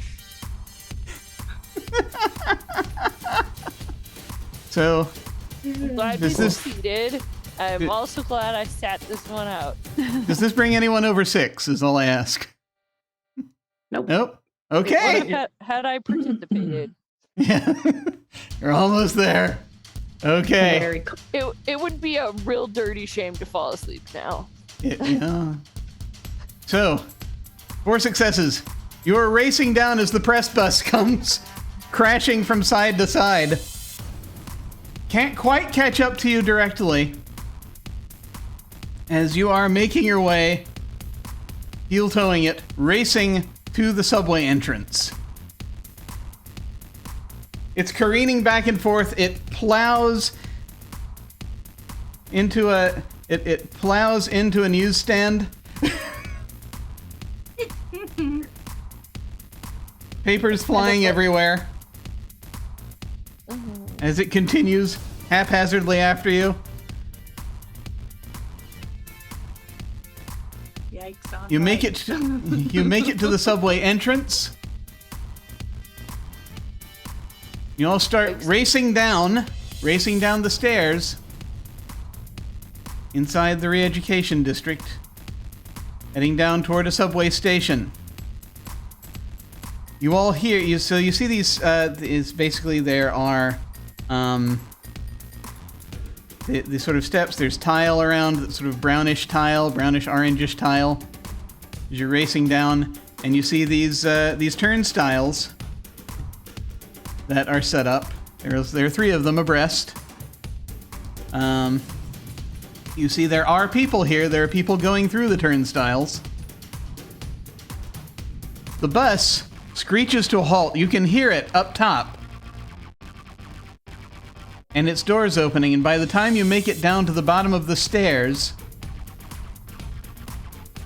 you see what looks like a large cluster of trench-coated pinheads Basically, they've got these they're sort of big, strange, wiry bodies inside these trench coats and these hats. They're pulled down to look kind of like sort of 30s, 40s a member of the press. Mm-hmm. They are starting to race down the stairs after you. They are swarming out of the bus and running down.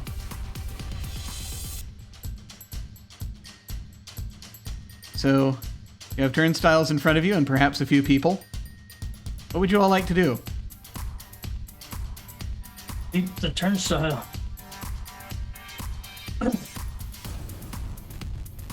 You're gonna jump the turnstile in the re-education district.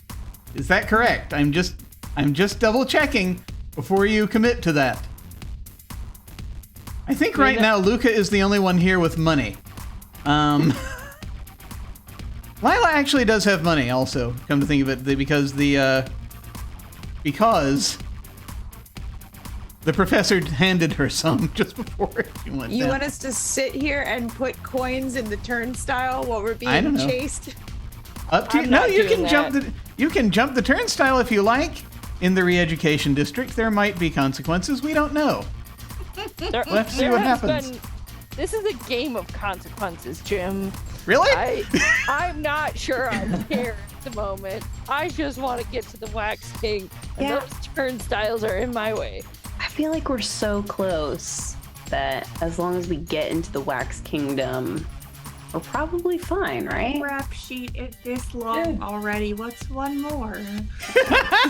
Also, after spending these several hours with Lila, Lana has realized I can't be here without pissing someone off or doing something that breaks some rule I don't know. So this one I know is a crime, and I am going to willingly commit it. Alrighty. So, Yeah. the pain is 5 because they don't have their bus anymore. Well, that's good news.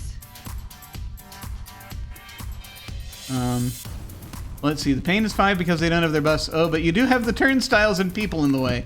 So actually, I do have to bump it back up to 6. I'm afraid. Sorry about that. So the pain is 6. So who's Okay. leading this one? I assume Dustin's still in the lead. Yeah, that's what I assumed. Yeah, if folks are good with that, yeah. Pain of 6. All right. Let me know if you're doing Yeah. anything. I can't help. Or rather, shouldn't. I'll help. Yeah, I'm going to too. I think we're gonna... I'm the one with the contract. I should not fall asleep now. Yeah.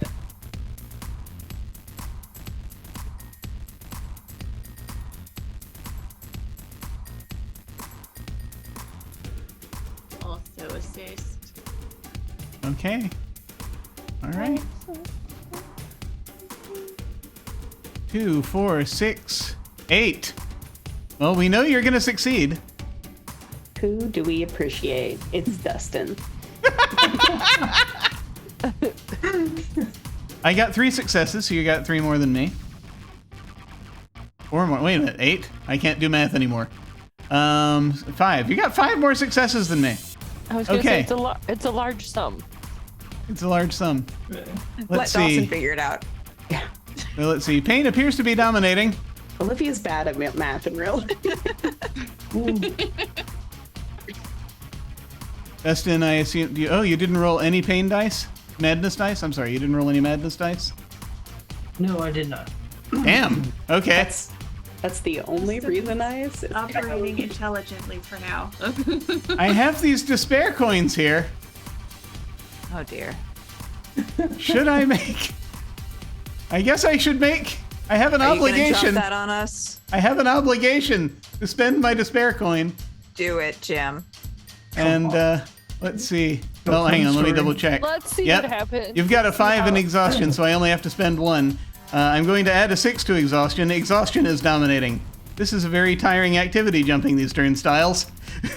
Oh yeah. Real glad Lana didn't participate.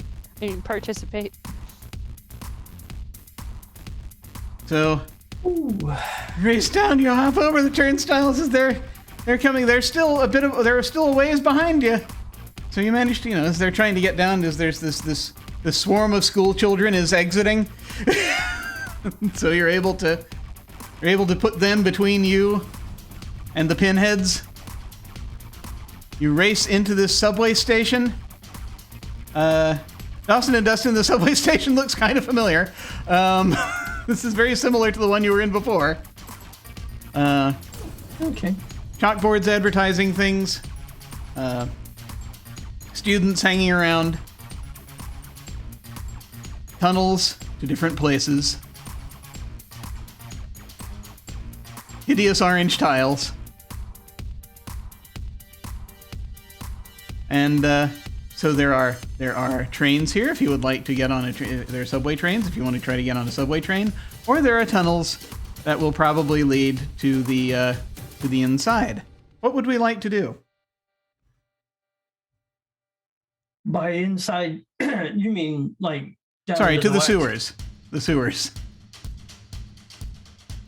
I would like we to should take go. the tunnels since none of us have money. In case there's some, magical ticket taker. Yeah. You do see that there are people here who are that essentially they're wearing these kind of crossing guard like outfits. Mm-hmm. So there is security here that they're going to look up. They look actually kind of very pale and dark-eyed as they get up. So there is something up with them. They're kind of like goth crossing guards, almost a little bit. God. My It's ideal like- future career. I love They that. snap to attention. And they probably too will be pursuing you. What are you doing? I'm still running for. Right. Running, Some but I need sort. to know to know where, what kind of, how do we want to figure this out? My suggestion would be the tunnels. Yeah.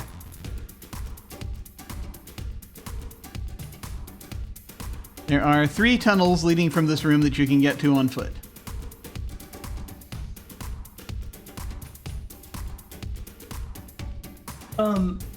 If this station looks familiar,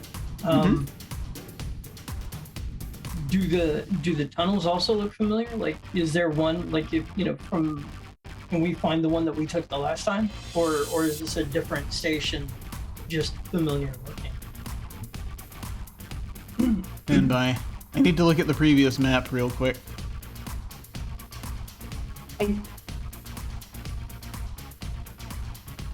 I was gonna say, I don't think this could be the same station, but we were down here. Last time we were down here was during the 13th hour, so things were literally like moving around. Yeah. Okay. So you can go through what looks like the same tunnel, but you can't be certain. I should say, Dustin can't be certain if it's the same, if it's gonna where it's gonna lead you.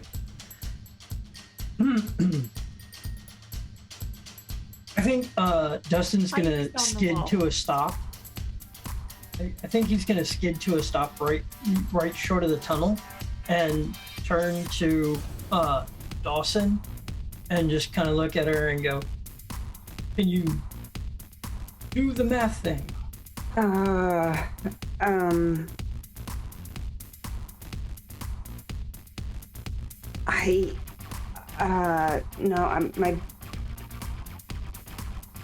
it's not, I literally can't increase my exhaustion anymore, or else I will crash. Oh yeah. Oh no. So, yeah, out of character, that is my reasoning. Tunnels. Yeah, like, I think Dawson's just, like, has been too emotionally overwhelmed to, like, think Understandable. reasonably. I think as soon as Dustin sees this, it's just gonna be like, all right, never mind, and just picks a tunnel. Picks the one that looks like it's the right one. Time for navigation. So, once more, we will do another check. You are now running from both pinheads and goth crossing guards. Crossing guards. So once again,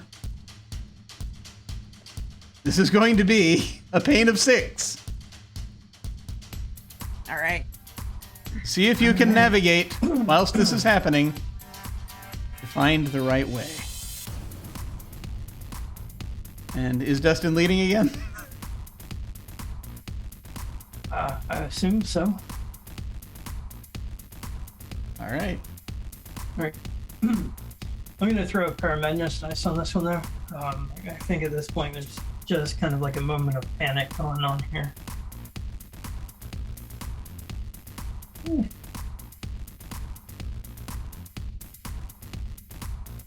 Is that everyone who wants to help? I think we're at the point that most of us shouldn't. Yeah, Well, I think You've Lucas got the 7 only one who can help. successes. Yeah, you've got 7 successes. You're probably fine. I'm only rolling 6 dice. Well, probably. Probably. I got 3 successes. You got 7, so you got 4 more than me. Let's see. So right now, discipline is dominating. It would be terrible if someone added another 6 to the madness pool, wouldn't it? Well, the GM does have quite a few despair coins. He does, doesn't he? Or you could just let us go, Jim. Could be kind to like the Crone. Like, I'll give you information. You rolled very well with the Crone. Mean, you know, it kind of depends on your definition of terrible. Well, I have spent another coin of despair, so madness is dominating. So everyone please, Luca and Dustin, please check off a response if you can. Jim, I don't have any more responses to check off. Oh dear. Okay, let's talk about snapping, shall we?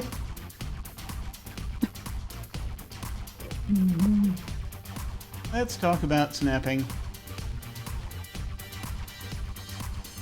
So, the character snaps when they have no responses to check off and are required to check off another. It's a moment of extreme stress, and you're in imminent danger of basically going stark nuts here, essentially. By whatever, however you would, the chaos is about to be unleashed here, essentially, for you.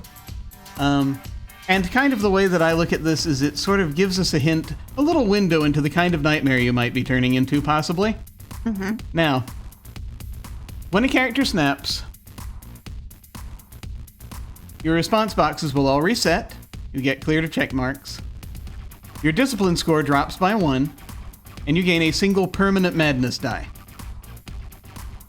Now, the permanent madness die is one that's going to continue to be rolled with any rolls you make. And so this is a thing that can happen 3 times before it's permanent, before you turn into a nightmare, essentially. If you were to accumulate 3 permanent madness, and you'd have no discipline, and that's when it would happen.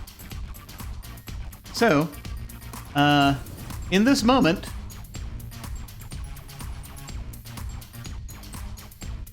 this is where you have something akin. This would be something akin to they in the terminology in this book, which needs to be updated, is they talk about it kind of like a psychotic break. But it's essentially the point at which, we are past the point now. We are at breaking point. We're snapping, Mm-hmm. and the madness is the madness of the city, the madness of your any nightmares powers you have are in there for a bit. For this, so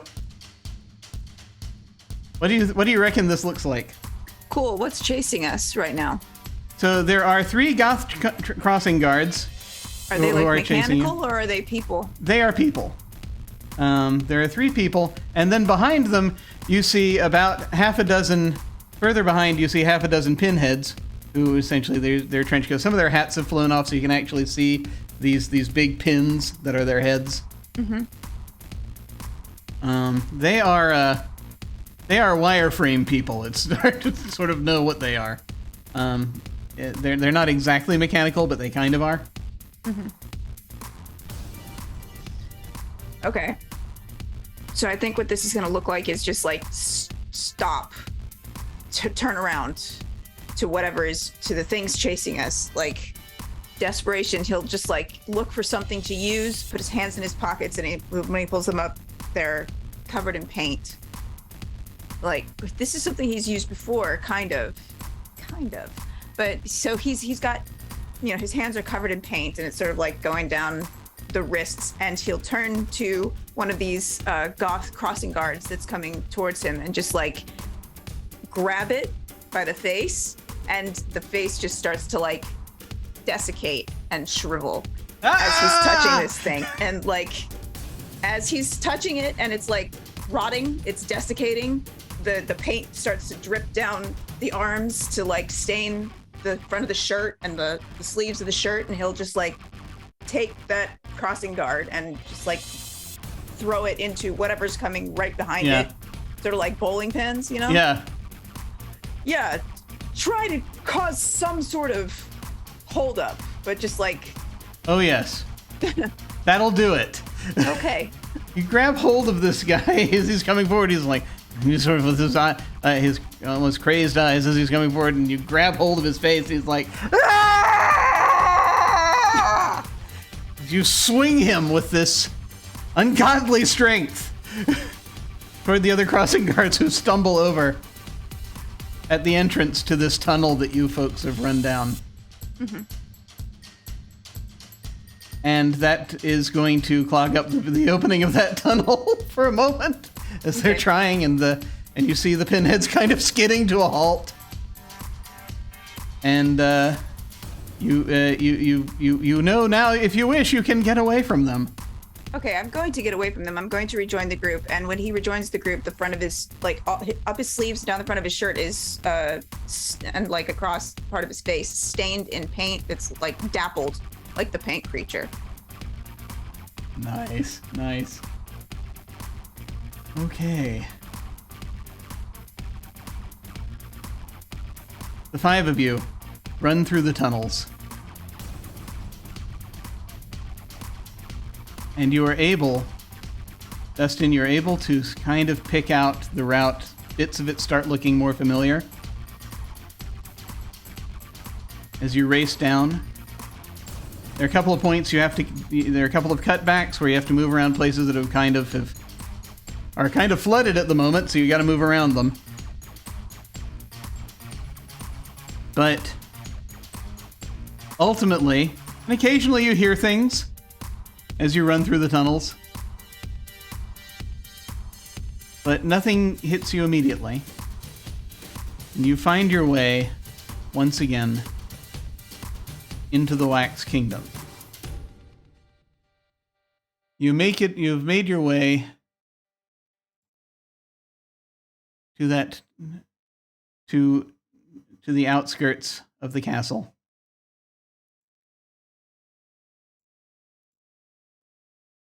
And the moment basically the two guards see you, sort of there, two entirely coated in wax, couple of guards with pikes. They know you for who you are. They see Lana's bracelet. They will usher you inside.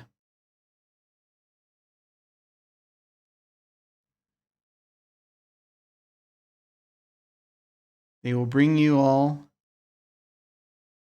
to a room, another chamber, where the Wax King's aide will meet with you.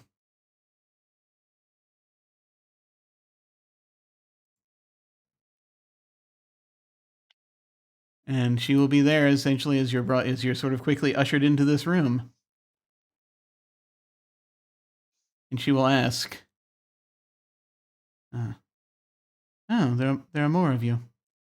What news?" Well, I'm pretty sure the Shadow Crone is the source of the water that is flooding not only the Wax Kingdom, but the Garden District and splitting it in half. Also, she knows that you sent us. She pulled it from the city slumbering.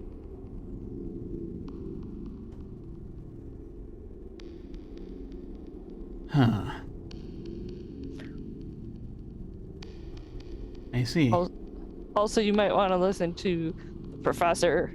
He knows all of this too and seems to have ideas about things. Oh, he has all kinds of ideas about things. That one.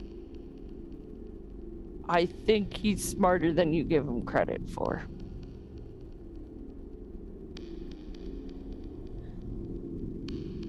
Very well. Well, the Crown thanks you for this service. I shall bring you to the door.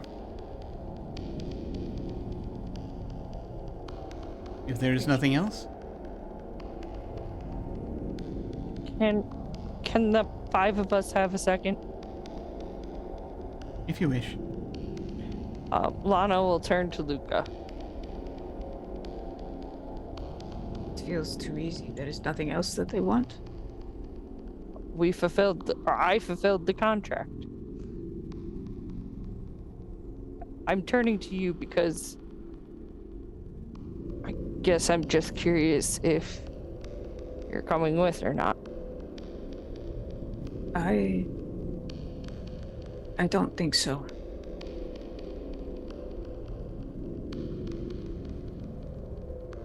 I think I should stay here. Keep an eye on the professor.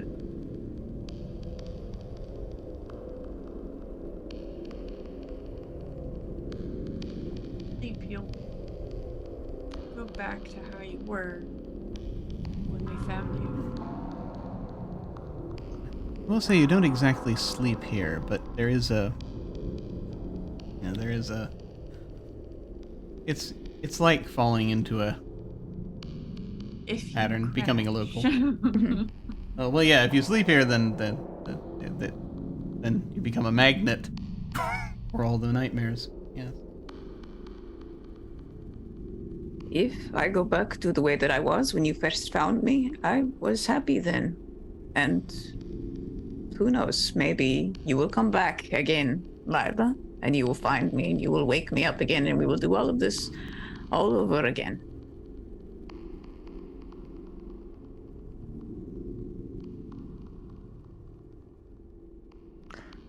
Lana is going to look at the front of Luca's shirt and pause for a second, but then she throws her arms open to him as if she wants a hug from him before she goes.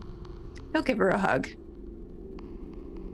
I'm going to miss you and your creepy paint friend. We are not so creepy. Well, I was kind of going through a lot when we met, considering I had been here a half an hour. Creepy paint friend is more of a term of endearment now than an insult. I guess be as safe as you can here, please. Try not to come back, okay? I think that's going to take more therapy than I can afford. But I'll do my best.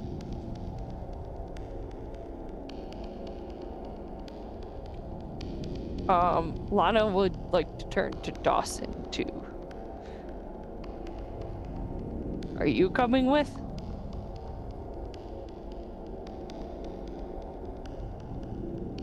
Yes.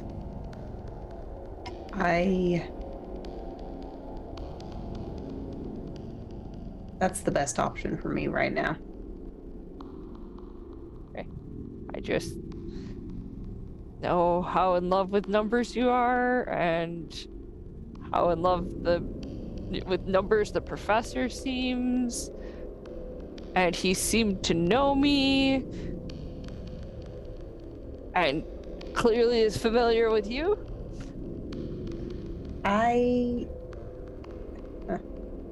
He didn't know you, really. Probably don't need to worry about it.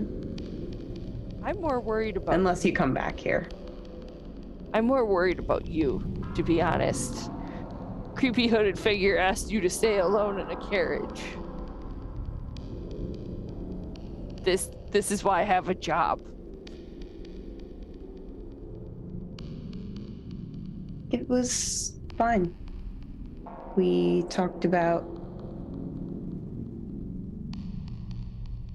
like attracting like. And I think Lana just smiles and doesn't push this any further based on her own suspicions of the situation. And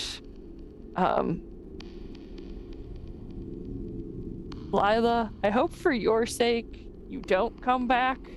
I feel like you and I have, well, since my couple of hours here,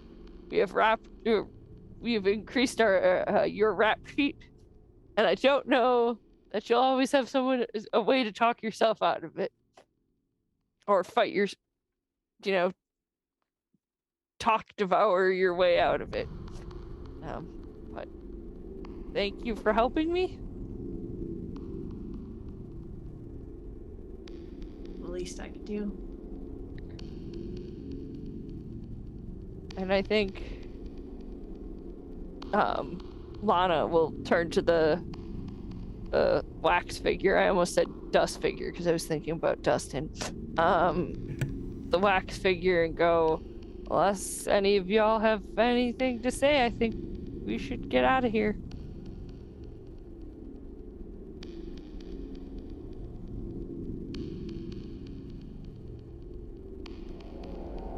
Do you all have someplace to go back to when you return?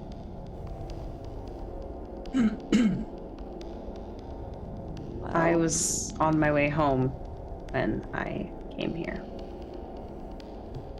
So, I don't know if I want to go to my home, to be honest. Gotta figure that out. My concern was about getting out of here, and I figured I could figure the rest out later.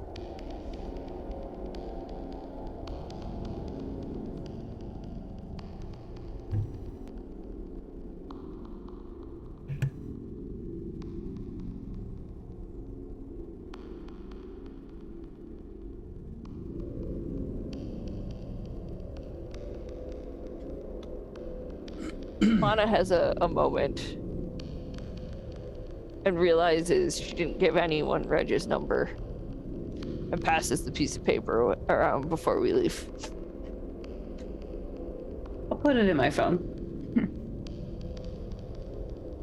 Lana's still chuckling about getting a man's number so soon after everything that's happened. Lila, were I seeing that you were getting service even here? Yes.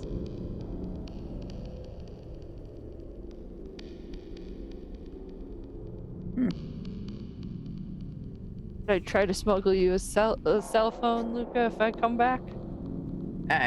Sure. I mean, I don't know that I'll ever really take to technology, but I can certainly try. It would not hurt.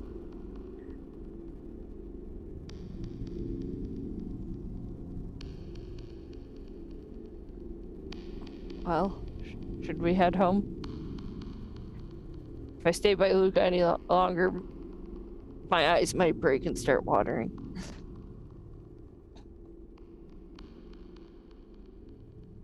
All right.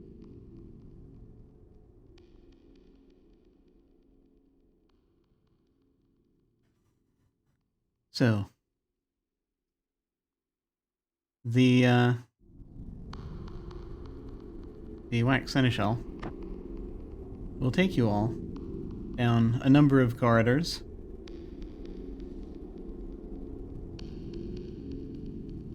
You go a bit of a ways down back into the sewers, until you come to what should be a dead end. But you see in the wall, looks like a plain wooden door painted green.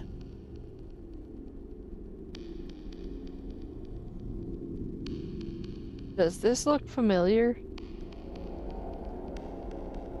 Not specifically. I mean, it Okay. looks like a... Is it? Yeah. I guess my question was, is it similar to the one that I left this or entered the city in? Because I know it was wooden. I don't recall a color anymore. Little at this bit, point. little bit. Kind of similar, but it's Okay. not. It's, you know, you can tell it's not the same one.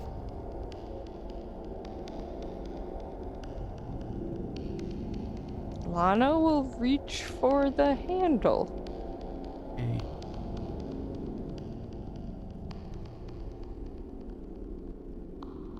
Handle turns. And She will open the door. looks like it's opening into a restroom. Tiled restroom. Interesting. There are a number of stalls. Lana will usher everyone else through. Before Okay. you head through the door, Luca will take Dawson's arm, just sort of like subtly. He's, where is home that you were headed? My parents had a house in, well, it's not in Anchorage, it's north, but Alaska. yeah. Okay. Yeah.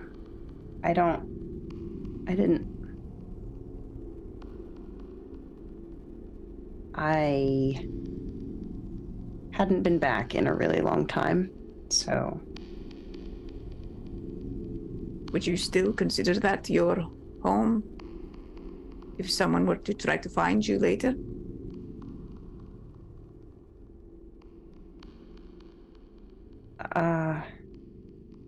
I have some business I need to take care of there, so. Yeah, and. Yeah. Okay. He will let go of her arm. I think before he does, she gives it like a little, or she like will put her hand on his hand and give him, it's like almost like the hand squeeze she shared with the professor. Mm-hmm.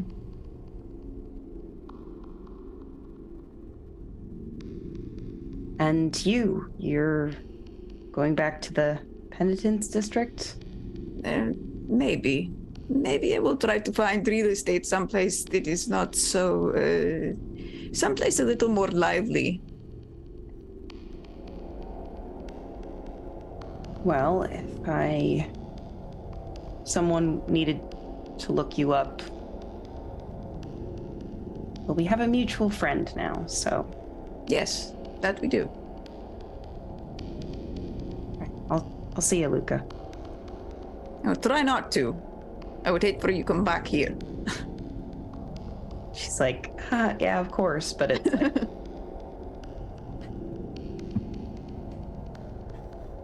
no. I'll step through.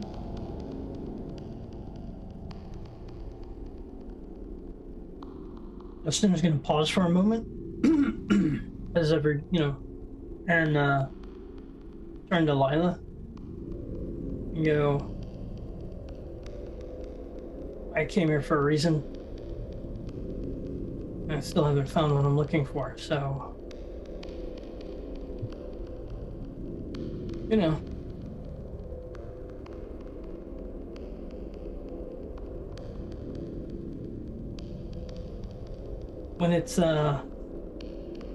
when I do, we'll have to do this again sometime. Just preferably not here. Let's try to pick the venue next time. Yeah. Okay. Hope you find what you need. It seems like you've been more careful than I have. Well, you know, go with the flow. You know how to get a hold of me. Yep.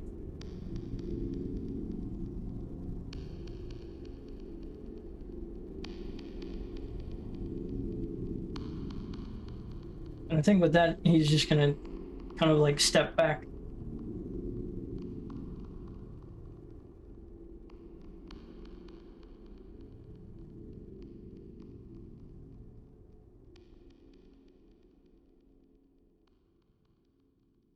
After you, Miss Mendelson. Unless you're staying like the boys. I will type a quick "It's Lila" and send it to Reg before I step through.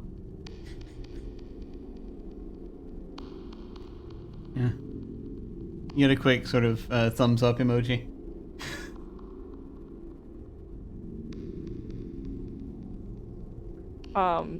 Lana wants to turn back to Luca and give him one more hug and go, thank you for trying to keep me less impulsive than I feel like I probably was. And honestly, I'm worried about you. Don't worry about me. You know, this is, You've spent a lot of time here, though. And the professor is stuck. What if you're stuck like him? Well, then I'm sure that there will be another group of adventurers who come through and try to save me from this all over again. And I think she's pulled away from him a little and gives him like one more hug and then walks through the door, not looking back because she probably has tears running down her face because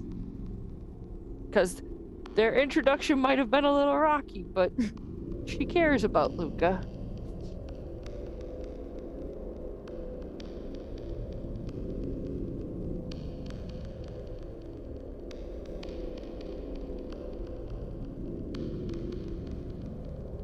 So, Lila and Dawson and Lana step through the door into a kind of shabby-looking men's bathroom.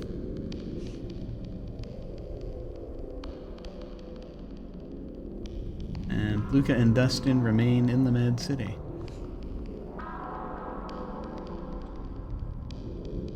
If there's one thing that can be said for this place, it's that they actually appreciate art.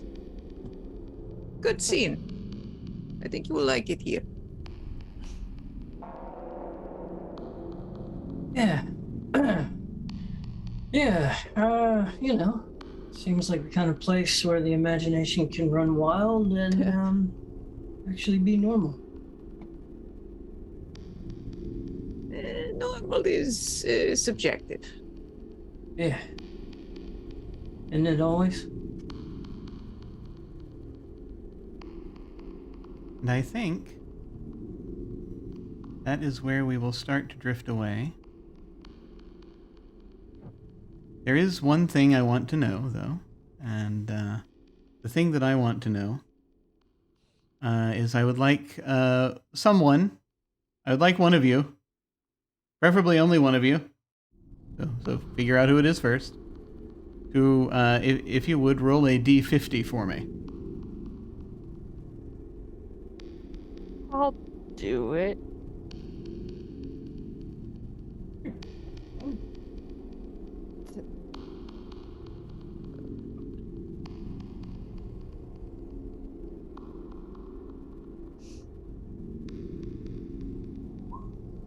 Three. Let me look at my list.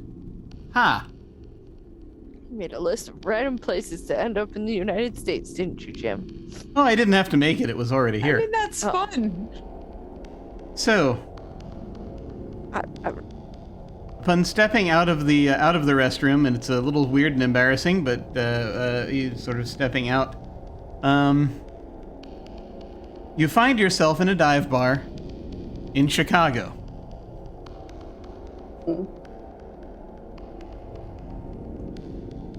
Just 3 girls hanging out in the men's restroom in Yep. Chicago.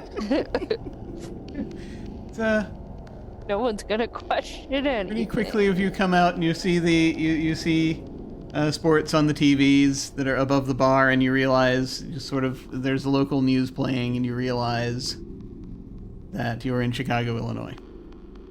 We're not in Kansas anymore, ladies.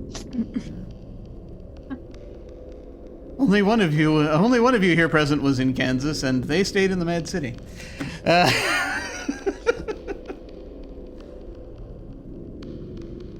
Is it just me, or did we have a Wizard of Oz moment? Mayhap. We have come to the end of our time.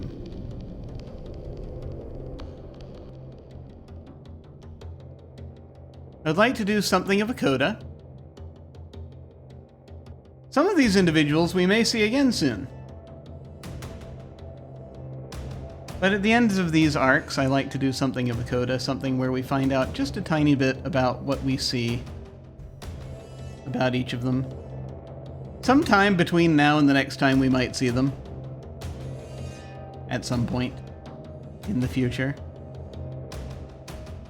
And you can go in any order you like. But what this is it's like a montage at the end of a film where you will see just a little snippet, a little snapshot, a little tiny sliver of a scene where we see your character and we see them doing something. The last we see of them in this arc. Who would like to go first?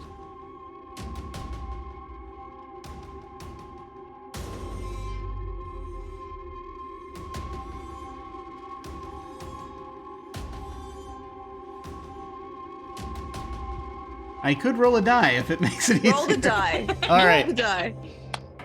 I'm I shall muddling roll a between die. a couple of options.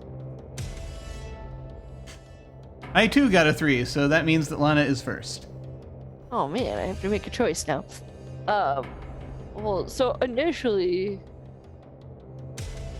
my thought was that Lana was gonna go and travel the country, and may or may not go be back and be a lawyer. I think that's gonna happen to some extent, but I think what we see Lana is in an apartment somewhere in Chicago or the suburbs, with another woman, trying to figure things out and be happy.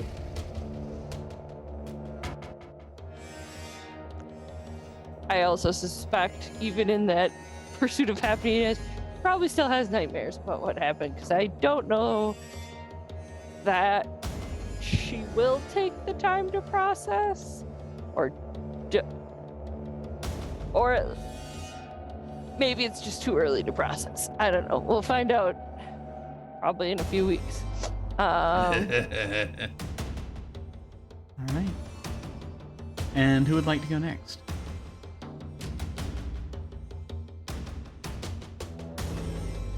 Ella, first of all, is going to watch the sunrise. And then she's going to get some sleep.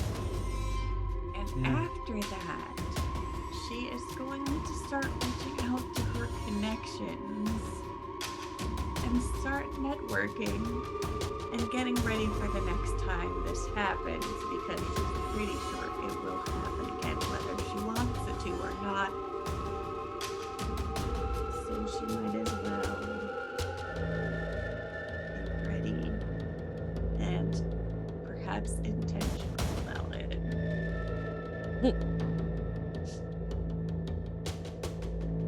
Understandable.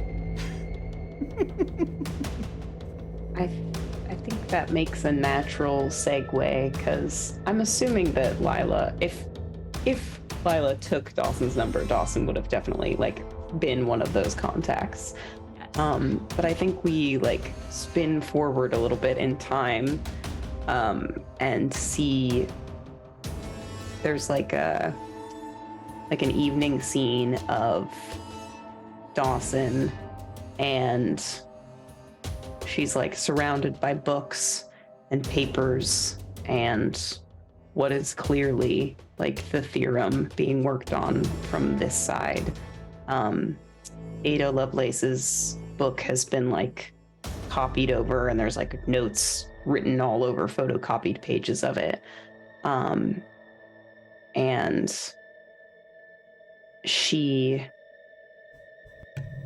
an alarm goes off on her phone, and indicating that it's, I don't know, 9 p.m.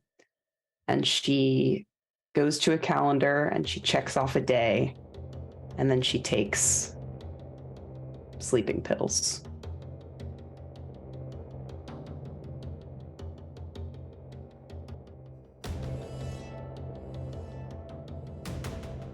Well, Luca has been inspired to work on the artwork that the professor has asked him to do. It's been a while since he's painted on an actual canvas, but he gets some and he puts them out and he starts to slowly paint, and he ends up painting the way that he used to, these beautiful realistic portraits of all of the people who were with him on this adventure when he actually met with the professor. So Lila and Lana and Dawson and Dustin.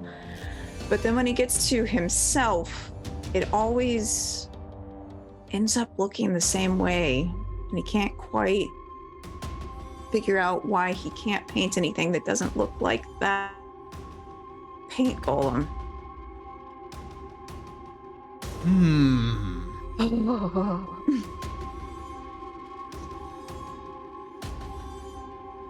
Yep, those were chills. Good chills, but chills.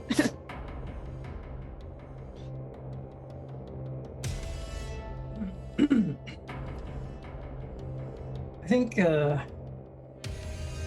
think for Dustin, it's I think it's a scene, kind of like an alleyway somewhere in the market district, and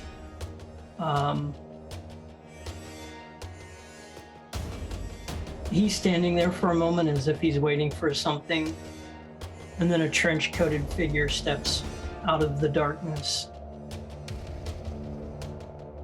and Dustin just looks at him and says,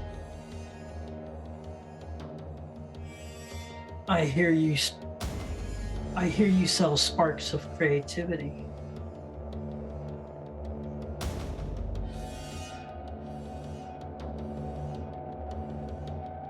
And I think it just closes right there. Yes. Excellent. Excellent. All right. Thank you all so much for playing Don't Rest Your Head. I really appreciate it. This campaign has been, this campaign arc has been glorious for me. I really appreciate it. This is, I am blessed to have such wonderful players. Thank you so much. As I've said before, this is one of my favorite RPGs, tabletop RPGs, and so it is, it's always awesome when I find people willing to go mad with me for a while. and take a little trip to the land of nightmares.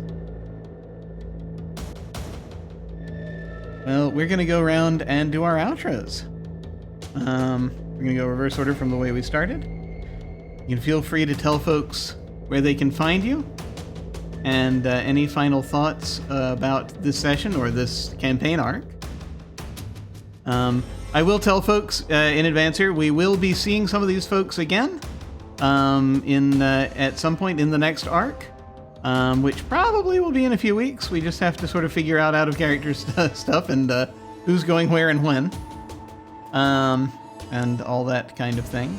And then we'll also have new people stepping into the Mad City to see how they do as time continues rolling forward in the Waking Nightmares campaign. So, again, feel free to tell folks where they can find you. Feel free to plug anything you like and any thoughts you like about anything at all. But also, anything, favorite bits about this campaign, or just any thoughts about it in general. And the fellow players, things that happened, whatever you like. And as we're going in reverse order, we shall start with Rrok. Good evening, everybody. I am Rock and Roll. Once again, you can find me on the internet, Facebook, Twitter, anywhere, as Rock and Roll. I don't really have anything coming up anytime soon, other than a return appearance here for this game. Other than that, I mean, as far as this game goes, just so many glorious moments of it. I love playing games with Jim and the group of people that he always manages to put together. Always just great folks. So having another opportunity to play with Alyssa and with Nash, and getting to meet and play with Olivia and with Hannah, just a wonderful experience, and I look forward to more opportunities. So it's been a blast. Thank you. Awesome having you. Any other final thoughts on the campaign, or anything else you want to mention or plug or whatever? No, not really. I mean, like I said, this has been a blast, and I'm looking forward to the future of the storyline. Awesome. All right. Awesome. Thank you so much. Yeah, no, I was so happy to have Dustin back, and especially wanted to. There was some things that where we were trying to figure out some casting things for the middle, and I was like, it'd be. I really would like to be able to have Lila and Dustin back together at least for a little while, at the same time. So that is I was able to reach forward into the next arc and to bring forth both Rrok and Nash for this. We were able to get them, and I'm very, very, very grateful for that. And so it was cool. It was very cool, kind of seeing these interactions and how things go. But now we will head over to Hannah. Hi, I'm Hannah. You can find me on Twitter at Hanimation Art and pretty much everywhere else at Hanimation Studios, or you can find my personal shop at hanimation.shop. Fun stuff. Yeah, I'm going to be at Central Florida Comic-Con this upcoming weekend in case you are in Central Florida and want to go to a Comic-Con. There's that. Otherwise, you can find me over on the Wandering DM's channel on Saturday at 1 p.m. Eastern for some Scion, Birth of the New Gods. And I think that's all I'm doing for right. No, you can find me on Wednesday over on High Shelf Collective for Cyberpunk, which is starting up. Very excited about that. So, man, it's just so much fun to be back playing with Jim, playing with all these amazing people, playing this great system. I recently tried to get my own home group to play this system, and they're big weenies, so they didn't really want to, but I'm gonna make them anyway. So, every minute was great. This was awesome. Thank you so much for letting me play with you guys and for being so amazing. God, I think that I think it's something I'm seeing is that any group that Luca is in, he rapidly becomes everyone's favorite character. I think because he's freaking awesome. And you are freaking awesome. Thank you so much. I really appreciate it. Thank you for coming and playing with us. Yay! So happy about that. And now over to Nash. Hi, I'm Nash. You can find me at Theater Nerd 221 on all the internet places. Sorry, I'm tired. I just got home from a con and I still have con brain, and I slept a considerable amount in the last 24 hours, and apparently didn't help. I had a lot of fun. It is always daunting to come into a group in the middle of something. I just joined a game that they've all been playing for a year and a half, and now you all were playing for several months, neither experience was bad. And there's too many good things that I liked that happened, and some personal bad decisions that worked out okay. So I guess, are they really bad decisions? But yeah, I had a lot of fun. Yay! Thank you so much for coming and playing. I very much appreciate it. I'm actually very fascinated to see kind of where Lana's arc goes. I forgot to mention the bracelet would come off. Essentially, it would crumble like old candle wax. In my head, Yeah. it melted away because it's wax. Yeah. But no, very awesome, and I am interested to see what's next with Lana. So thank you very much. This was So great. am I. Yeah. And now over to Olivia. Hey everybody, I have been Olivia. You can find me on the internet at Cry Out Olivia. You can also find me over on the podcast Material Components, which can be found wherever you like to find podcasts.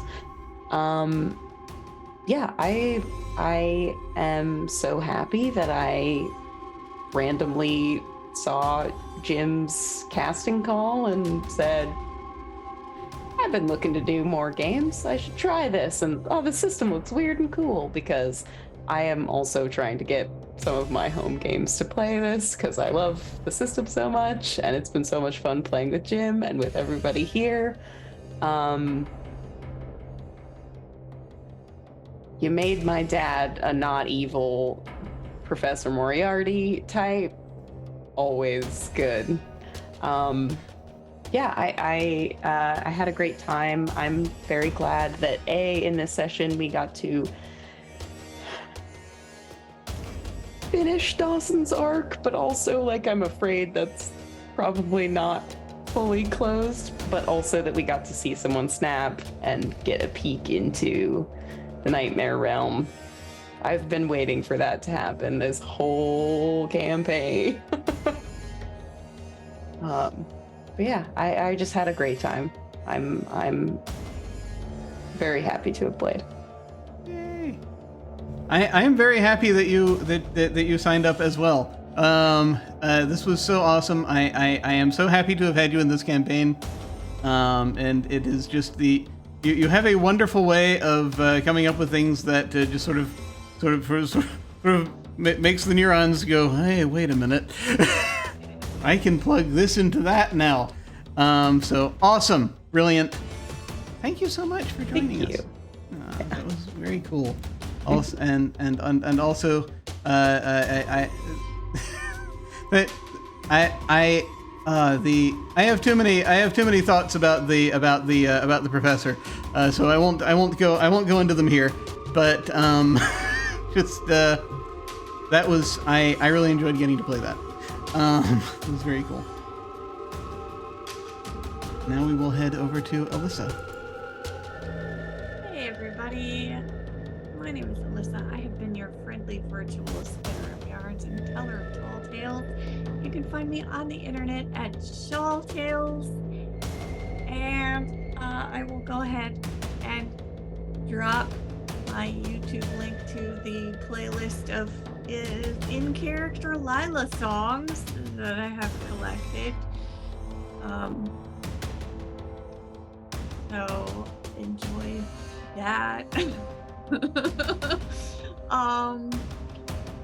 I always enjoy the annual, not quite annual, it hasn't been every year. We skipped a year so Luca could jump in. But you know, my fairly regular adventures back into the Nightmare City, and it has been wonderful getting to play with friends new and old, and you know, see what happens if Lila pushes the envelope a little, and you you either die a hero or live long enough to see your friends become nightmares.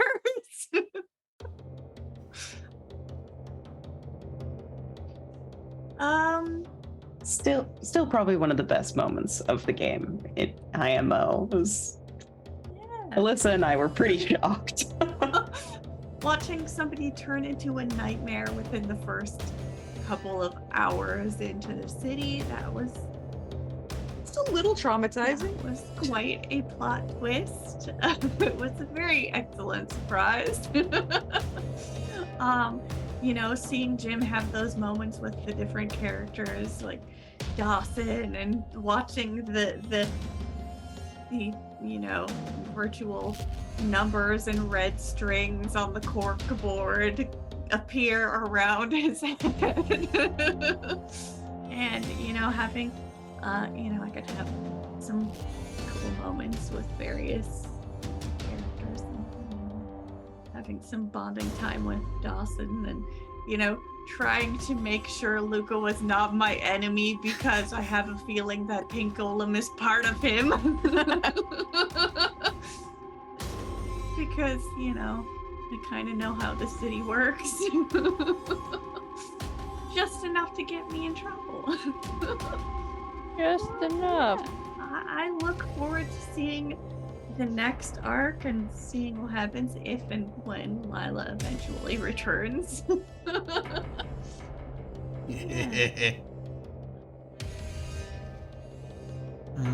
Awesome. Alyssa, it's I always love playing with you. Thank you so much for coming and playing once again. Third time's the charm for the Mad City. I should probably quit while I'm ahead. I know, right? Does that sound like a very Lila thing to say? Not at all. Also, is Lila ahead? She just gets out. I don't know if she's really Getting out, he's getting ahead at this point. Like, She's made it so far, but who knows? One of these days, she's gonna have to deal with some of that trauma. I am compelled to run a Don't Rest Your Head campaign basically every year. And this time I decided to go ahead and bring it back to the stream and just go crazy with it, basically, with multiple players and arcs. I had so many people signed up, I was like, I want to play with all of them. I'm going to make it happen somehow. And so it's neat seeing how it's worked out so far. I've really been happy getting to see the crossovers, interactions with the nightmares that we have, with Sarah and with Pope and with Alex, so it's been so much fun for me seeing how what one group does affects what the other group runs into. So that's been a lot of fun. I look forward to seeing how much more twisted things get in the next arc. Which will be soon. So very happy for that. This has been great. Thank you all for indulging me in all of this. So, who am I? This is a good question. I ask myself this question every day. This evening, I'm Jim Ryan. You can find me at OtherDoc on Twitch, Twitter, Hive, Mastodon, and most other social media platforms. Where I'm not OtherDoc, I'm Jim Yes That Jim. My website is jimyesthatjim.com, where you can find my Geek Observation podcast and links to my various other podcasts, audio dramas, writings, and such. Down below, you can access my website, social media links, YouTube channel, and various other things. We are, I believe, this coming week. I have to go back and remember now. Did we skip last? Wait. We have a Dune campaign that happens on Wednesdays. I think that we are skipping this Wednesday. Where are we? Yes, we're skipping this coming Wednesday. But we will be back on the 25th. And we'll be getting closer to the end of the Dune campaign at that point. So we're off this week from Dune, back next week. And that's all we really have going on at the moment. You might see me pop on from time to time over the next couple of weeks playing video games and what have you. Strangely enough, I'm playing a Sherlock Holmes video game right now that I'm trying to get to the end of. That may have something to do with some of the thoughts I've been having lately that have crept into this game. Year one? It's actually, no, I've been, I only just, when I got the Testament, I got the Testament of Sherlock Holmes, and I only found out, like, a bit of a ways in that it was part of a larger series, and I was just grabbed it somewhere near the middle, basically. It is wild how many games there are in that series, and the quality of them is very disparate, too. This is true. This is very true. But yeah, I always had this weird thought where it's like, so if I were to take a college professor and turn him into a nightmare, but he's trying to be a good version of Professor Moriarty, basically, was kind of the thought I had in my head. How does one do that? Someone who's like kind of halfway between Holmes and Moriarty type deal, basically. Was kind of what I was working on with that. So that is a person we may continue to see. And as has been revealed, he's a figure that we're not sure if he's a nightmare or not, kind of like the Wax King. He has assumed a persona, which seems to get him places. We'll see what happens if he turns up again. So Arc 2 is coming. It'll be coming within the next few weeks. We just got to sort of organize and have our off-stream session zeros with the casts of those arcs, and then we'll get going. I have just opened, and actually I haven't even had time to announce this, even privately. But we have just opened signups for a short campaign that is coming up in February, run by Sarah, everyone's favorite member of the Society of Angles, and it is going to be Electric Bastion Land. It's going to be on Tuesday evenings. It's an OSR descended game that looks wild. It looks really, really cool. Sort of a fantastical city with down on their luck people and aliens and mockeries of humanity, sort of machine or wooden people. And they've just discovered electricity, and they're all in debt, and they have to go treasure hunting to be able to pay off their debts. And so very keen to see how that's gonna play out. I was gonna try to bring it to the channel at some point sooner or later, but it was gonna be a while before I was gonna be able to get to it. And so it's very cool that Sarah has contacted me wanting to run it. So we're gonna try and have it. So signups have just opened for that game. You can find a link down below to under RPG sign up. Or go to just Jim, yes, that Jim, and click on Game Sign Up. I'll put a direct link in chat to the forum since I'm announcing it for the first time here. If folks want to check that out, a bunch of information on that on the forum, how things will work. So signups on that are open through a week from Wednesday, I believe. So Wednesday, January 25th. Is when I'm closing signups on that. So if folks want to jump in on that, feel free to check that out, because I'm very much looking forward to it. And so that is what we have coming up. So, in the meantime, let us go forth and say hi to somebody.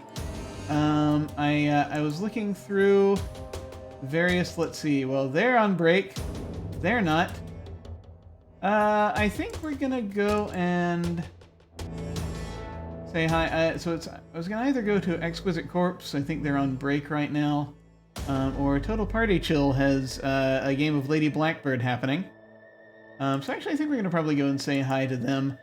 Feel free to hang on if you are so inclined and say hi to them with us. That again will be when we hit the end card. In the meantime, folks, thank you all very much for watching. Take care, and do try to stay awake, because goodness knows what'll happen if you sleep. Take care, folks. We'll see you all of a sudden.